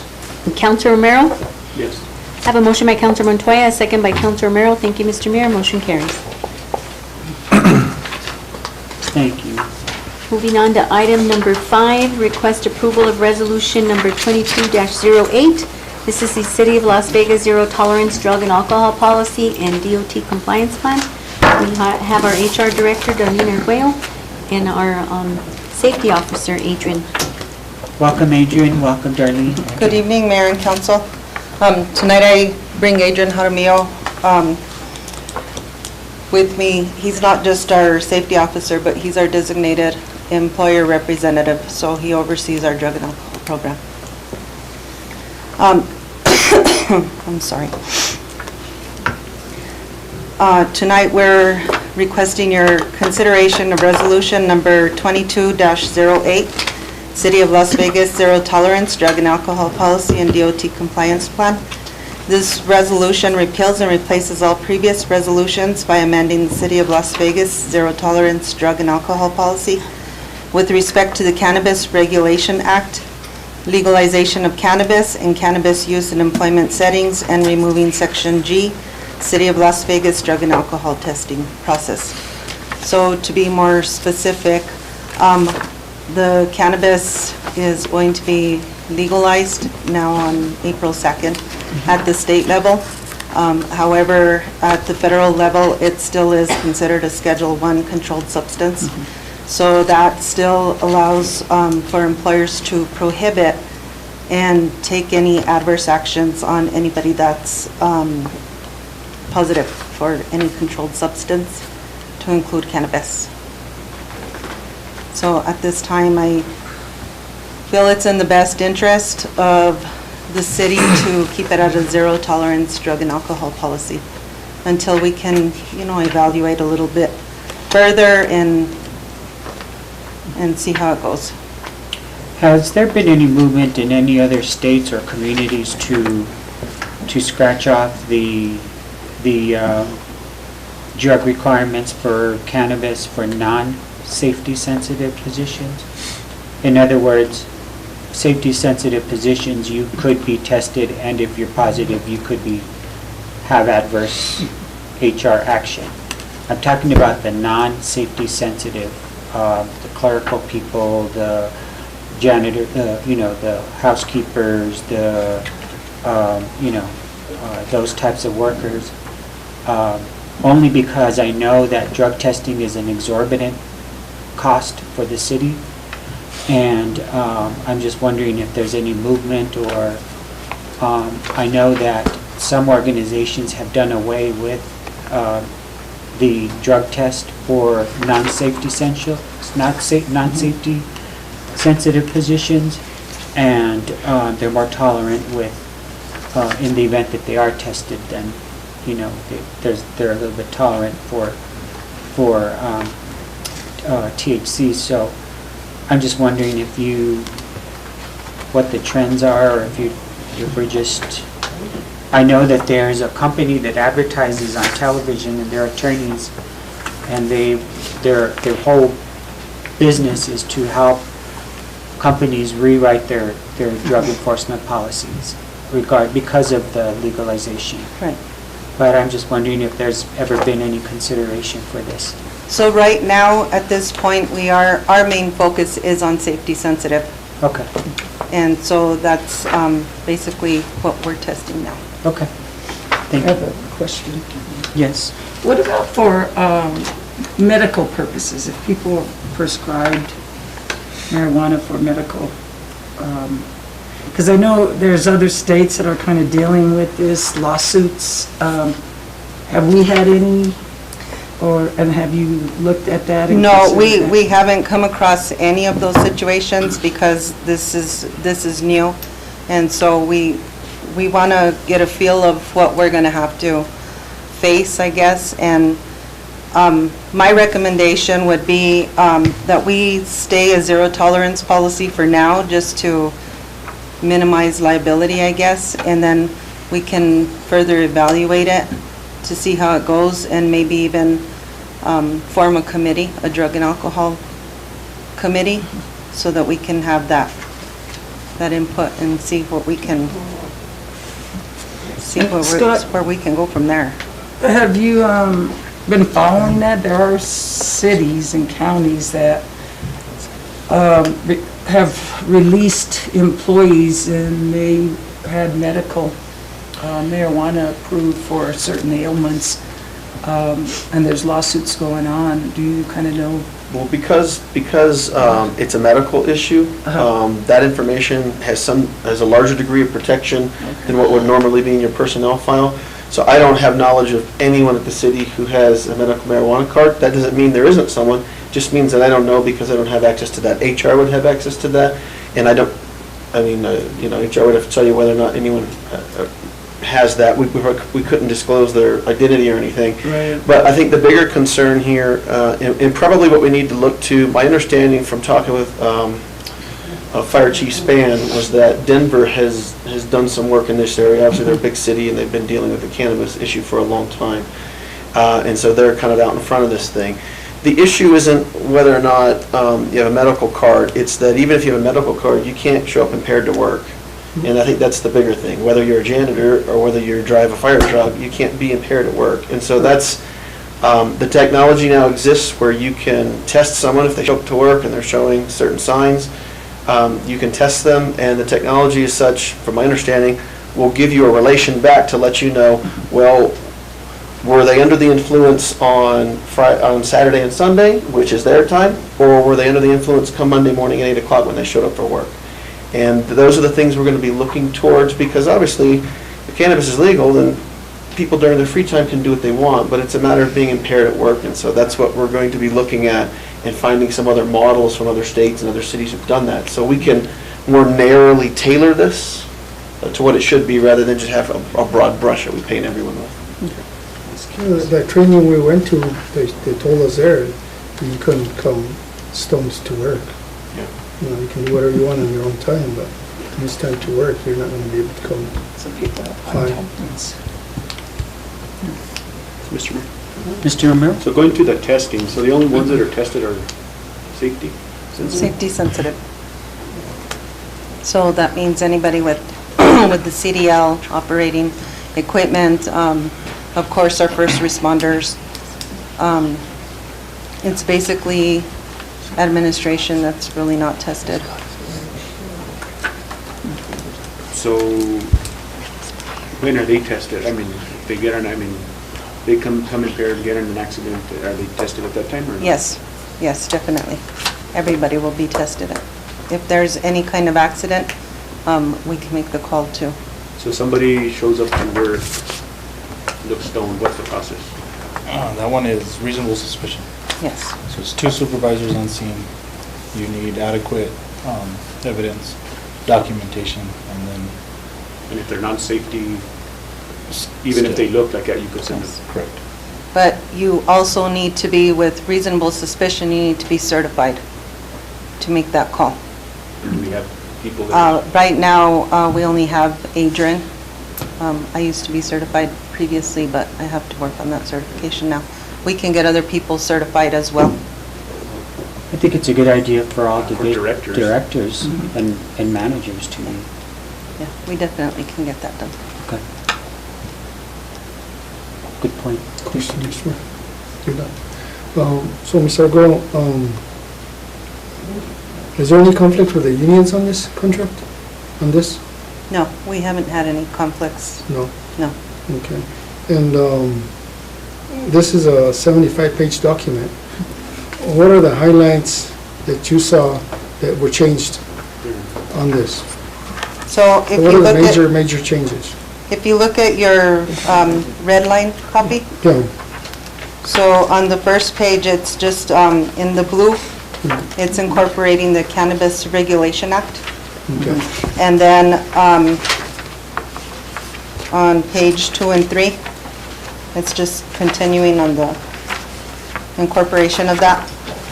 And if you look at page 11, we are removing the section of the drug and alcohol testing process, because that states White Sands drug and alcohol compliance and Somos Familia. We do not have Somos Familia as our management system right now. Okay. We do have White Sands, but that goes out to bid, so we can't have them named in our policy, because it could be anybody at any time. Okay. And my last question, Mr. Mayor, was, Mr. City Attorney, did you review this resolution, and you're in agreement with it? I reviewed this entire policy. Yeah, I actually helped make some of the changes to the policy. Darlene and I worked together on this entire 75, whatever page document. Okay. Thank Yeah, you. and I believe it was it also reviewed by outside counsel as well? It was the fund, the attorney from our municipal league fund. Okay. They also reviewed it, and they also helped with the incorporation of the language of the Cannabis Regulation Act. Okay. Thank you. Thank you, Mr. Thank you. It's a big policy. What's the pleasure of the council? Big policy. Thank you for your work on this. It's a lot of work. What's the pleasure of the council? Mr. Mayor, Mr. Ulibarri? to approve resolution 22-08. Thank you. There's a motion on the floor by Mr. Ulibarri. Roll call, please. Second. Second. Second, please. Second. Second by Mr. Montoya. Roll call, please. Councilor Romero? Yes. Councilor Rodriguez? Yes. Councilor Montoya? Yes. Councilor Olivari Jr.? Yes. I have a motion by Councilor Olivari Jr., a second by Councilor Montoya. Thank you, Mr. Mayor. Motion carries. Thank you. Thank you Thank you. again. And I just want to say real quick, thank you, Councilor Rodriguez, for your service and for your support. Moving on to item number 6, request approval of lease agreements with La Plaza Little League, Las Vegas Little League, and Las Vegas Youth Soccer League. We have our Recreation Director, Stephen Aragon. Hi, Stephen. Mayor and Council. I'd like to, please indulge me in for just 1 second, because I don't like to waste too much time, but a good friend of mine and a longtime educator is here, Morgan Montaño. I'd just like to say hi and welcome you. Thank you. Yes, sir. Go ahead, Stephen. So we'll just kick it off that way since we're starting that way. So Morgan's representing the Las Vegas Youth Soccer League. Okay. We have representatives from Las Vegas Little League. There's 4 of them, so I'm not going to go into detail. And then we have Ken Abeta with La Plaza Little League. Okay. So if there's any questions with their leagues, they're here for any questions. Worked with Scott on this lease agreement. It's similar to last season. It's a lease agreement for 150 days. We did works. We're still in COVID, even though COVID numbers have gone down. They're still facing financial restraints along with our construction plans for not only Keys Park that's taking place right now, but also Rodriguez that's going to start soon. So with that movement and inconvenience, we've worked into the lease agreement in-kind services. There'll be a maintenance contract that'll be agreed on with the Parks and Rec Department at each individual league on what in-kind they're going to do with us, along with a small lease agreement to help with anti-donation of $250, which accounts for $1.62, I believe, a day for their season. Is that for the Plaza and for the soccer teams? Yes, sir. Okay. For each league. How about, because I got calls all last summer, we're not able to use the fields because we don't have this, and how are we handling the traveling girls softball team practicing at your field? Do they have to pay a fee? Can they practice? Is there a calendar? So all facility or field rentals are handled at the rec center? Do they have to pay a fee, is what my point is. Yes, sir. Okay, so. Yes, sir. Everybody is paying a fee. Okay, so maybe is it manageable for some of these teams? Is it the same amount of money? It's different amount because the travel teams that you're talking about, we go with our fee schedule for 2013. We follow that. How much is it for them? It's $150 for 3 practices a week for a month. Just 1 month? Yes, sir. Not the whole season? If we look at some of these travel teams play yearly. So if we did $150 for the year, we have increased maintenance costs on the fields and upkeep. $5 a day. Yeah, well, that there were concerns that they couldn't pay that amount of money last year, so that's the only reason why I'm asking. Mr. Merrill? Thank you, Mr. Mayor. How did you come up with the dollar amount? Sorry. Yeah, there was a couple of things that we did. That's the delicate part of this whole thing. We're trying to come up with an amount that would be reasonable for the teams to raise under the circumstances, because they've been in COVID, so they hadn't been playing the last couple of years. But they also wanted to offset some of that amount with the in-kind services. We can't do straight in-kind services because that gives us an issue with auditors and whatnot. It becomes an anti-donation issue. We just can't let them use the field. They say, well, we'll maintain the field, but we don't have a way to log and give a dollar amount for the maintenance they're doing on the field. So it's easier to break down and say, here's a dollar amount that they're going to pay. And in addition to that, they're going to do some in-kind maintenance. So the dollar figure was something that we had to come up with and develop, and we tried to just keep it as low as we could. So I guess my question is going to be here to the leagues, and I'm a true believer. I mean, you got to help them as much as we can, and the dollar fee is kind of something that I have issue. I would rather say the $3,000 in kind, and then us come up with the scope. And I know we've had these issues in the past to where the city hasn't been able to be there at a certain time, or I mean, what type of services are you guys willing to do to help out, or instead of having a fee? Or Councilman, I'm sorry, my name is Mia Yada. I'm president for Las Vegas Civil League through the east side. Every year this is volunteer based. Our coaches, our board members, everything we do in past years, we've gone out, we've drug fields, we've picked up trash, and it's a lot of work.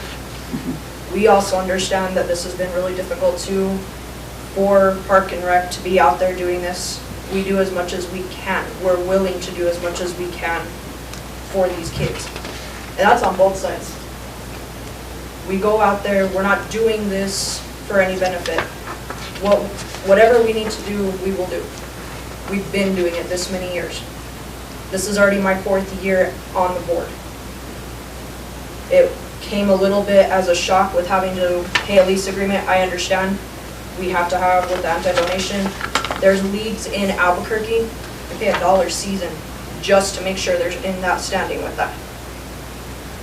and that's kind of, and if you read the newspapers lately, we're having issues, nonprofits and anti-donation and things like that. So right. it's, I mean, unfortunately, the leagues, of course we want to have programs for our youth, but we also got to make sure that we're, not getting ourselves into trouble because audits and all that come out, they put a ding, and then those audit findings affect, future funding, when we apply for funding and that, if we have audit findings, I mean, it's like a big circle that we got to be careful on, right. long term, and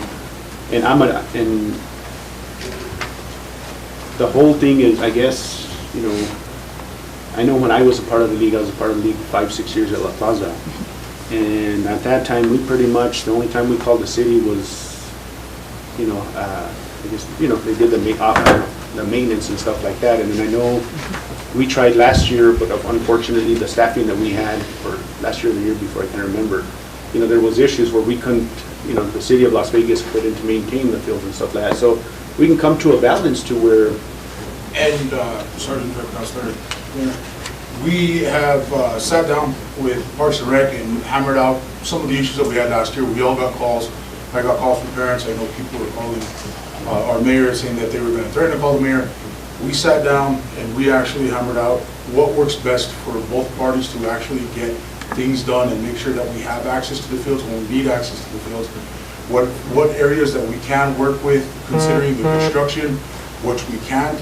Now, as part of, with all the construction, having no access to concessions for the Plaza, it's a little difficult because that's our big revenue maker there to make sure that we can get the juniors jerseys and hats and extra balls towards the end of the season because kids just do stuff. But we have worked with it. We are a little bit more content with that. We understood that it's going to come down at a certain point, and it does hurt us a little bit to not have concessions. But Parks and Rec has really worked with us to say that if we wanted to bring in, and we're looking at getting food trucks to come in 2 nights a week, so at least they can help that as being in the Little Leagues for about 4 years now. Most of the times coming through the season, our dinner is had at the field. And we get it at concessions because our families have, and it's not just one kid in one league. So are you doing kind of where the food trucks are paying the league? Yes, they would do. We have our structure as $25 a night, and we have 2 of them coming out. We did identify that there is power by the Luna Field that was going to be in construction, but now is not. So now that opens up a little bit more. We talked about parking and how hard it is if emergency vehicles would have to come in. We're really working well with Parks and Rec at this point to make sure that we're getting everything that they need, and we need to make sure and have a productive, very fruitful season. Make sure that the dragging, that we understand who's doing the dragging, what we can do with the dragging, what we can't, what's approved for the fields. We're really happy with this MOU. We're really content with it. We do understand that it's going to change as the Rodriguez Park starts to advance with all the great things that you guys are doing. We understand that's coming, and to help us at least get a little bit of foothold. So could you kind of, I know it's 2 separate leagues and we have the soccer league, but what are kind of some of the things that you guys will be taking care of versus last year that the city was? Now we'll have access to our actual playing fields, and we'll be able to drag those. So we won't have to wait for the city to drag those. With the trash. Drag in line? Yes. Drag in line. Okay. Drag in line. And with the other, we're looking at was trash was a big issue. And now we've identified that we're going to have another dumpster available there. And what my coaches need to do is make sure and tie the bags at night, and if not, take them up to the dumpsters, make sure everything's at least clean there. We're going to work in cooperation just to make sure that we can get everything set up. We do understand that everything's changing next year. A lot of the fields are going to move, but as long as we're able to actually get out there and our people do the dragging, our people do the lining to make sure we're there at time, because with New Mexico weather, it's always interesting. We don't know if we're going to have game time up until about 5-10 minutes before, just depending on how much the rainstorms come through the monsoons. We've had where it rained and rained and rained. And I just, Mayor, Council, I just think, to me, the fee, we could get by with the in-kind, and of course it has to be structured in-kind, and that's, I know that's the difficult part. That's, what's A, B, C, and D that they're going to be doing, and how are we going to account for it? I understand that part, but me being a part of the league, I was the treasurer for La Plaza, so I know how valuable and important every single dollar that you can save, because this $250 can amount to, people don't realize, chalk, the balls, everything. You see the fee of $45 now? 45? You're paying, as a league, you're paying $30 for uniforms, so you're really not making money there. Where you make money is the concession stands, the fundraisers. I know all that, and this $250, I don't know if there's some budge room there, and they could, maybe tack on something to in-kind. I also think that we need to really maybe sit down with the courts and see if we can, help with the cleanup and stuff like that. We can start those conversations. Just on that alone, I was in Roswell at a Little League game a while back, years ago, and a bell rang, and all the kids and the parents got up, and they picked up all the trash around them. That bell signaled to them that it was time to pick up the field. All the kids knew that the sound came on, and it's a good lesson for the kids to learn that you don't litter, and that what you throw on the ground you have to pick up. And the parents, it's a good time for the parents to show their kid that they can't leave stuff dirty. And but I was impressed with that itself. And I asked about that, and they say they track it as in-kind services, but they would have to pay somebody to go and pick up all the trash. Right. They were tracking it for in-kind services, and the kids and the parents were doing it. To go along with that, that's one of the things that we can actually thank COVID for, is the COVID protocols. We're going to keep a rule that we have that between every game, it's that team's responsibility to clean in and around the dugouts. It was to disinfect and make sure everything was picked up, but now we really liked how nice it was going into a clean dugout. So we're going to continue with that policy for our coaches to make sure that after every game, they're responsible. We have a sign sheet that they're going to have to actually sign and say, hey, it was clean, and the next coach comes in, I'm going to sign that, and the board member looks at that at the end of the night, just the same we kind of have with, did you sanitize it? Now it's just going to be, is it clean? Because there's a lot of times you go in there and over the weekend, somebody left a bottle of something, and it's kind of eyesore to tell the kids, hey, let me get this bottle of Jim Beam out the way. Yeah. But as long as somebody gets in there before, picks up the dugout and around the dugout, we're kind of making sure that our coaches are a little bit more proactive than reactive. Mr. Mayor? Elaine? You may like this contract because basically the 250 is paid from the leasee to the leasee. So you're not having to pay anything to the city. We can keep that verbiage in there, that's fine. So I would support this contract, and you have to pay zero to the city, the way the wording is. Good catch. Yeah. Good catch, Councilman. Well, I caught it because now you have to pay zero if we approve this contract. Mr. Olivari? And another thing you guys could do is put signs up, do not litter, maybe the trash can, maybe a little more trash cans out there. That is one thing that we are going to be doing on our side, actually. Because Park is putting you don't have, I a don't see lot of too many signs up saying to pick up signs your that litter, have and no also to get our litter, parents to pick up your understand. trash, or This one says that's no moms or whatever, just to make it viewable to our And then coaches, our online kids, goes our, to the side. the fans and everything, Because I live close by Rodriguez, and I've gone over there in the afternoons and after some of the games, and sometimes it's a little, they do have to throw trash around, or they leave trash, or, and people see that. People that come in and watch the games, they look at that, but maybe it's a good idea that you guys could put a little bit of signs out there. And to also kind of give you an idea of what we worked on, just some simple things that we identified that the trash can within the locked area behind concessions doesn't allow for access for the trash pickup to go there. So we talked about that, we're going to be moving 2 dumpsters outside of the locked area, so now that we can have that pickup, that was always a big issue, was that the trash would pile up, but they couldn't get to it because they didn't have keys to the area. Now they're going to be able to just drive in and pick it up, and we're just going to make sure to tie the bags off and take them off if possible. If they're too heavy, we can have them tied off and make sure that they're ready to go whenever trash comes in to pick up. So we're going to be very proactive in making sure that our kids have a safe, clean space to play. What's the pleasure of the council? Mr. Mayor. Mr. Miguel? No, I see Mia now, I recognize you, I couldn't see you that far. I want to thank Mia, Mia is an advocate for Little League for the last 4 years, and I thank you, she's also a nurse at the hospital, and she went through the pandemic. Nurse or RN? No, medical records. No, nurse.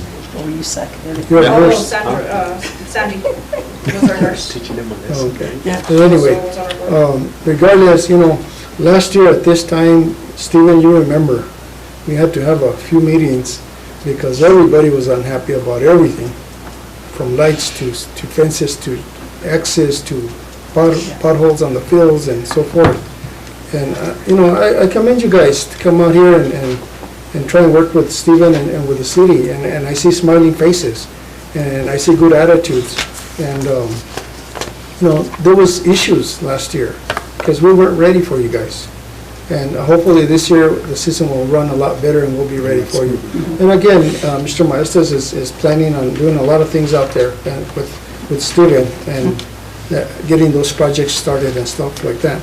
But Mr. Romero, if you want to cut them down to $100, just so that we can pay the electricity or staff or anything that we might need. Mr. Mayor, cut it in I would half. do that, and then if we could come up with maybe by the next meeting, a scope of work to make sure that a scope of work that, let's say so many hours, and you guys could track, individuals picking up trash and stuff like that, just for our audit purposes, if that would be fair. So if we could, I'll make a motion to approve the contract. The leasee shall pay $100 to the leaseor.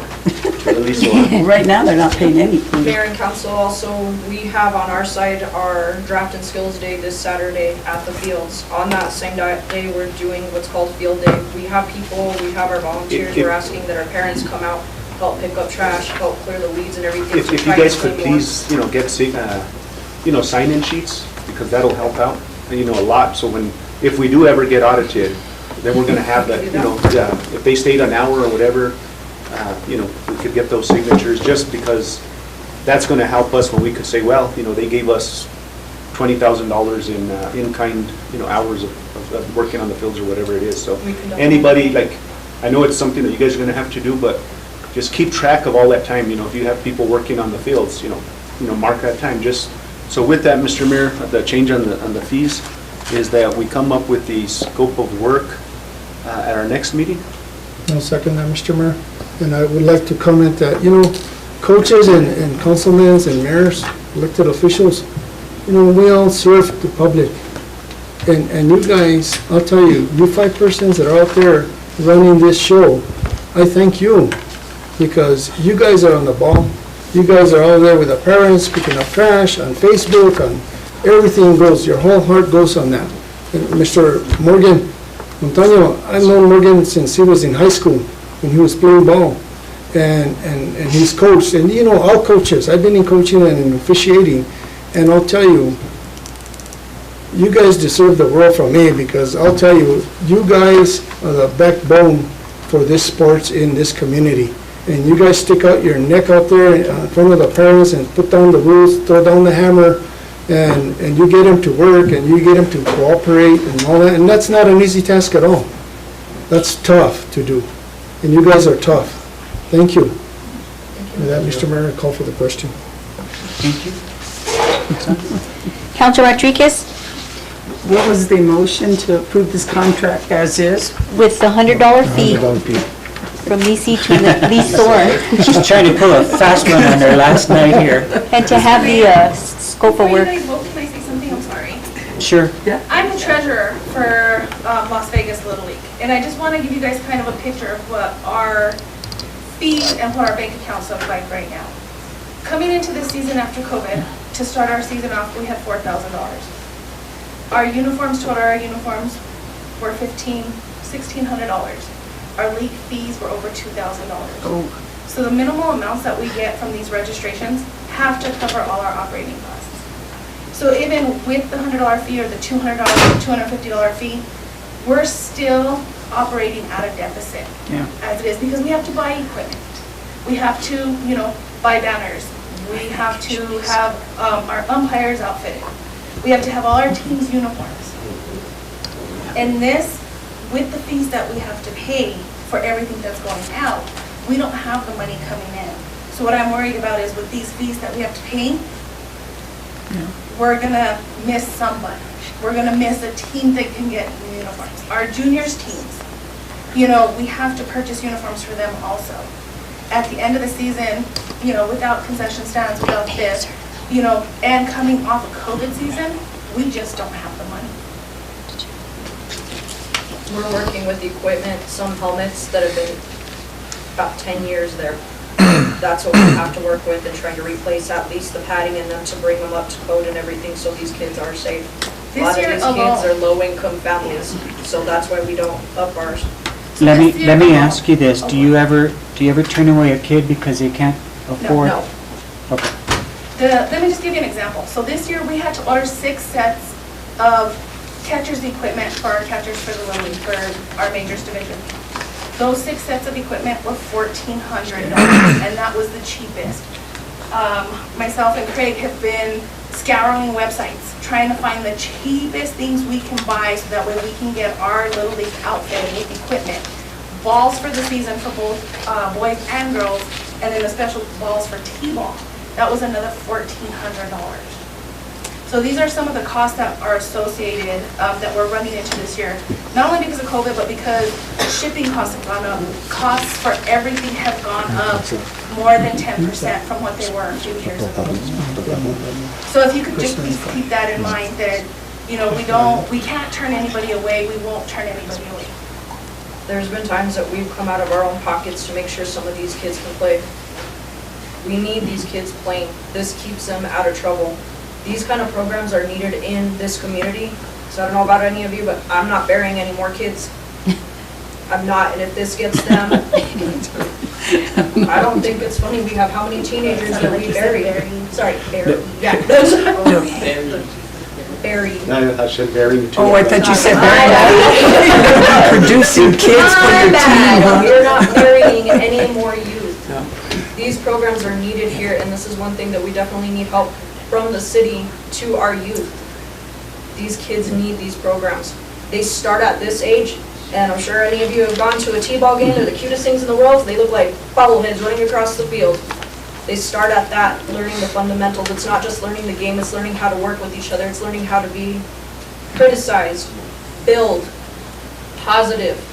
That way when they get into the high school levels, college, and as adults, they know how to handle the world without freaking out. I wish you could educate the parents.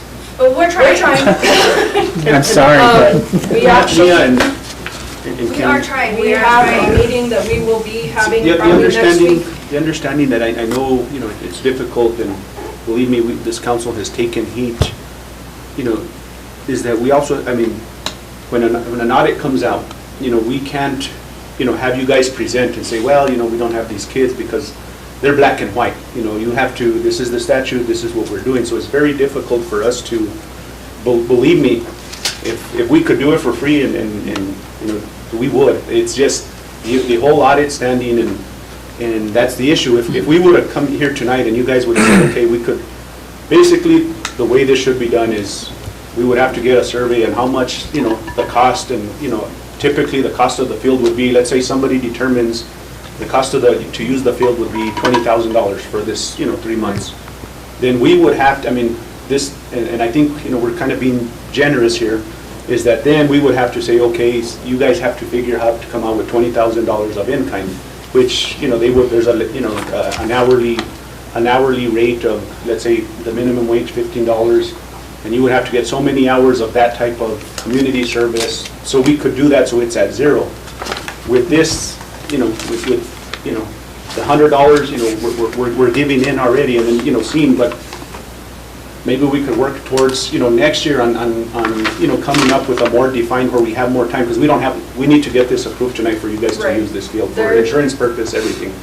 There's a big thing with us too, because as leagues through Little League International, there are so many grant programs and everything that we, as a leagues, can be applying for that would help with these fields and everything. Scott's Turf, they have so many grant programs, 200,000. These are programs we're able to apply for to help with these fields, to help get them up where they need to be and everything. So these kids have more, and we're willing to work as, you know, to help get this done. We just ask, help us so that way we can get it done. Because there are some things that we have to submit from the city or from local government showing what will be done. If I may, Councilmember and Mr. Mayor, we're brothers. This is my older brother right here. We're working together right now to actually look at getting Musco down here to look at doing improvements to the lights. that's gonna be probably $200,000 to $300,000 that they're gonna look at. It's gonna be a big program, or a big grant that we can apply for with being with the Little League.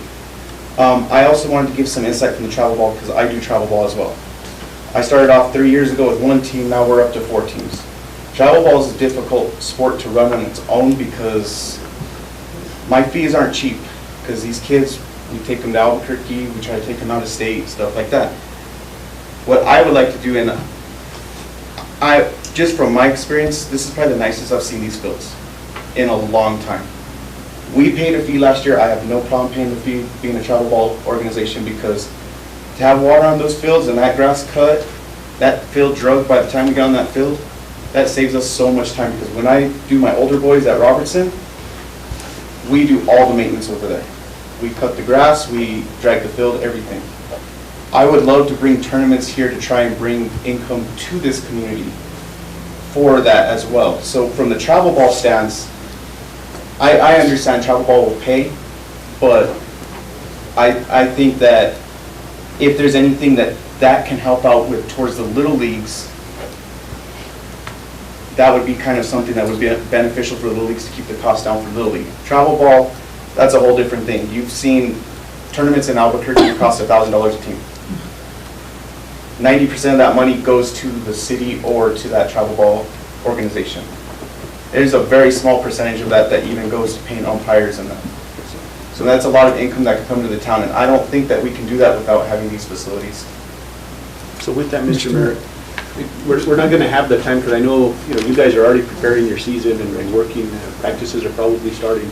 So we don't have I don't think, unless you guys have the time, we need to, can we agree, for this for now, and then, again, contracts, if we amend a contract later on, I mean, if there's ways that we could be creative on this, we can, but in order for you guys to get started, we need to approve this lease for us, for our insurance purposes, your insurance purposes. Our tentative start date, we're looking at April 9th. Yeah, so we need to. We want to start practice here pretty soon. Right now, we're looking at about a little over 250 kids right now registered, almost 300 kids registered. So with that, Mr. Mayor, Yes, there's already a motion. There's a first and a second. I just had a question, or comment, Mr. Mayor. I don't know if you guys seen the news or not, but, last year we went and fought for some money, $3.2 million for the Rodriguez Park. And you're talking to the people that went and did that. We went and threw down the door and asked the governor, we need help. We have these people, these coaches, we have our community going out of town, playing in Santa Rosa, playing in Mora, playing in Santa Fe. We need to bring economic development to Las Vegas. We need something for our kids to do. And we got repercussions from some of the business community, saying that it wasn't an important thing to do, that we had to be lobbying for other things, other projects. And to us, it's not, Our kids are the future, and we believe in our kids. And that's why I say it's a thankless job to be a coach, because you do it out of your heart. So we're here to help you whenever we can. We pay the electric bill, we go cut the grass, last year, Maria's utilities, we pulled them out of there to go help Stephen to do this and the other. I think that this is a very good start. So I wouldn't push too much. Let's take it a day at a time, and, we work together, and eventually, these two guys right here, they're working hard. Our city manager and Stephen, to get that project started. Now, it's going to break up your pattern of next year and so forth, but we need to get those things done. There's no way about it. There's no way around it. Like the Plaza Park, we wanted to pave it, there's no way around it. You just got to close down for a little bit and do it. So be patient with us and have a good communication with us, and we'll work with you all. Thank you. Thank you, Mr. Please call for the question. Councilor Rodriguez? I forgot what the question was. The motion was to change the fee to $100 Okay. and Yes. bring the scope at our next meeting. In-kind scope of work. Yes. Yes. I agree. Yes. Councilor Romero? Yes. Councilor Montoya? Yes. Councilor Olivari Jr.? Yes. I have a motion by Councilor Romero, second by Councilor Montoya. Thank you, Mr. Mayor. Motion carries. Thank you. Thank you so much for all your your involvement. Mayor and council, I have just one request of you that has nothing to do with the city having to contribute anything. My request is a challenge for you that this season to come once a week to either the Plaza side or our side and show your support to our players and come and watch a couple games and see what these kids can actually do. And I think that would mean the world to them and to our parents to see that involvement. Who's the president of the Plaza? Is it you, Ken? Yeah. And I personally would like to invite you guys out. We've been thinking of our city. We always think of our city when it comes down to our playing. We've reached out to Santa Rosa, Cimarron, and Springer Leagues, and their MOUs are a little different. They're looking to play earlier than they're allowed to start in May. We told them to come on down for weekend tournaments. We can do some round robin. We can see how many families come out and support these kids and how much money it brings into the town. If you have any special events, let us know. Send us an email and we'll be happy to get there for opening day or whatever. Yeah. We'd like you guys to come out. We are dedicating our season this year to all of our essential workers, police, fire, nurses, everyone. We'll get the police out there and the fire department. I'm a coach, so I'll be out there. Okay. And we've done our OU for the food trucks, discounts for police to go and at least be there present during the games to enjoy. So if you guys patrol after hours, go watch the game, get a discounted meal. That's pretty cheap, $25. And we're thinking the majority being out there during the day, and then we still have to get a permit to get out there using electricity. It at least gives us something that we have some revenue in because, like we said, we're using the concession stand for this year. When I was there, the train robbers were using the field.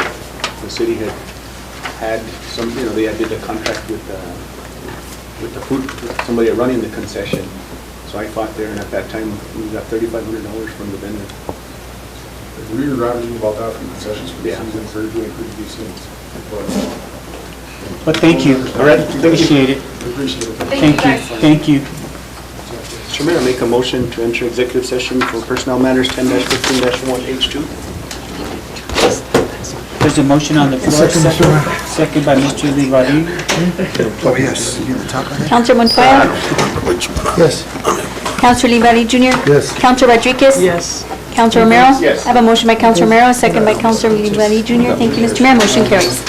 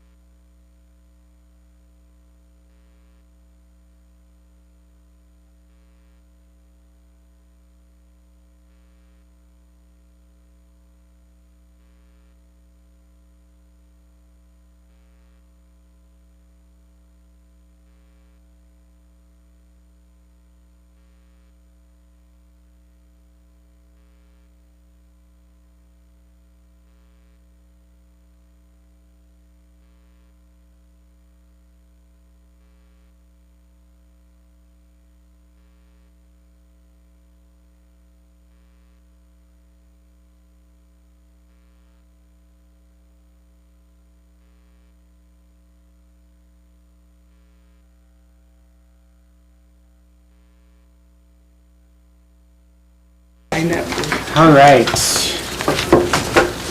Mr. Mayor, I make a motion to return to regular session after being in executive session for personnel matters, according to NMSA 10-15-1H2. Note for the record that only those matters specified in the motion for closure were discussed, no action was taken. Second, Mr. Mayor. There's a motion on the floor by Mr. Romero, second by Mr. Montoya. Roll call? Counselor Ulibarri Jr.? Yes. Counselor Montoya? Yes. Counselor Rodriguez? Yes. Counselor Romero? Yes. Have a motion by Counselor Romero, second by Counselor Montoya. Thank you, Mr. Mayor. Motion carries. Motion to adjourn, Mr. Mayor. There's a motion to adjourn, Second here. second by Mr. Ulibarri. All in favor? Aye. Meeting adjourned. Thanks, guys, for my certificate.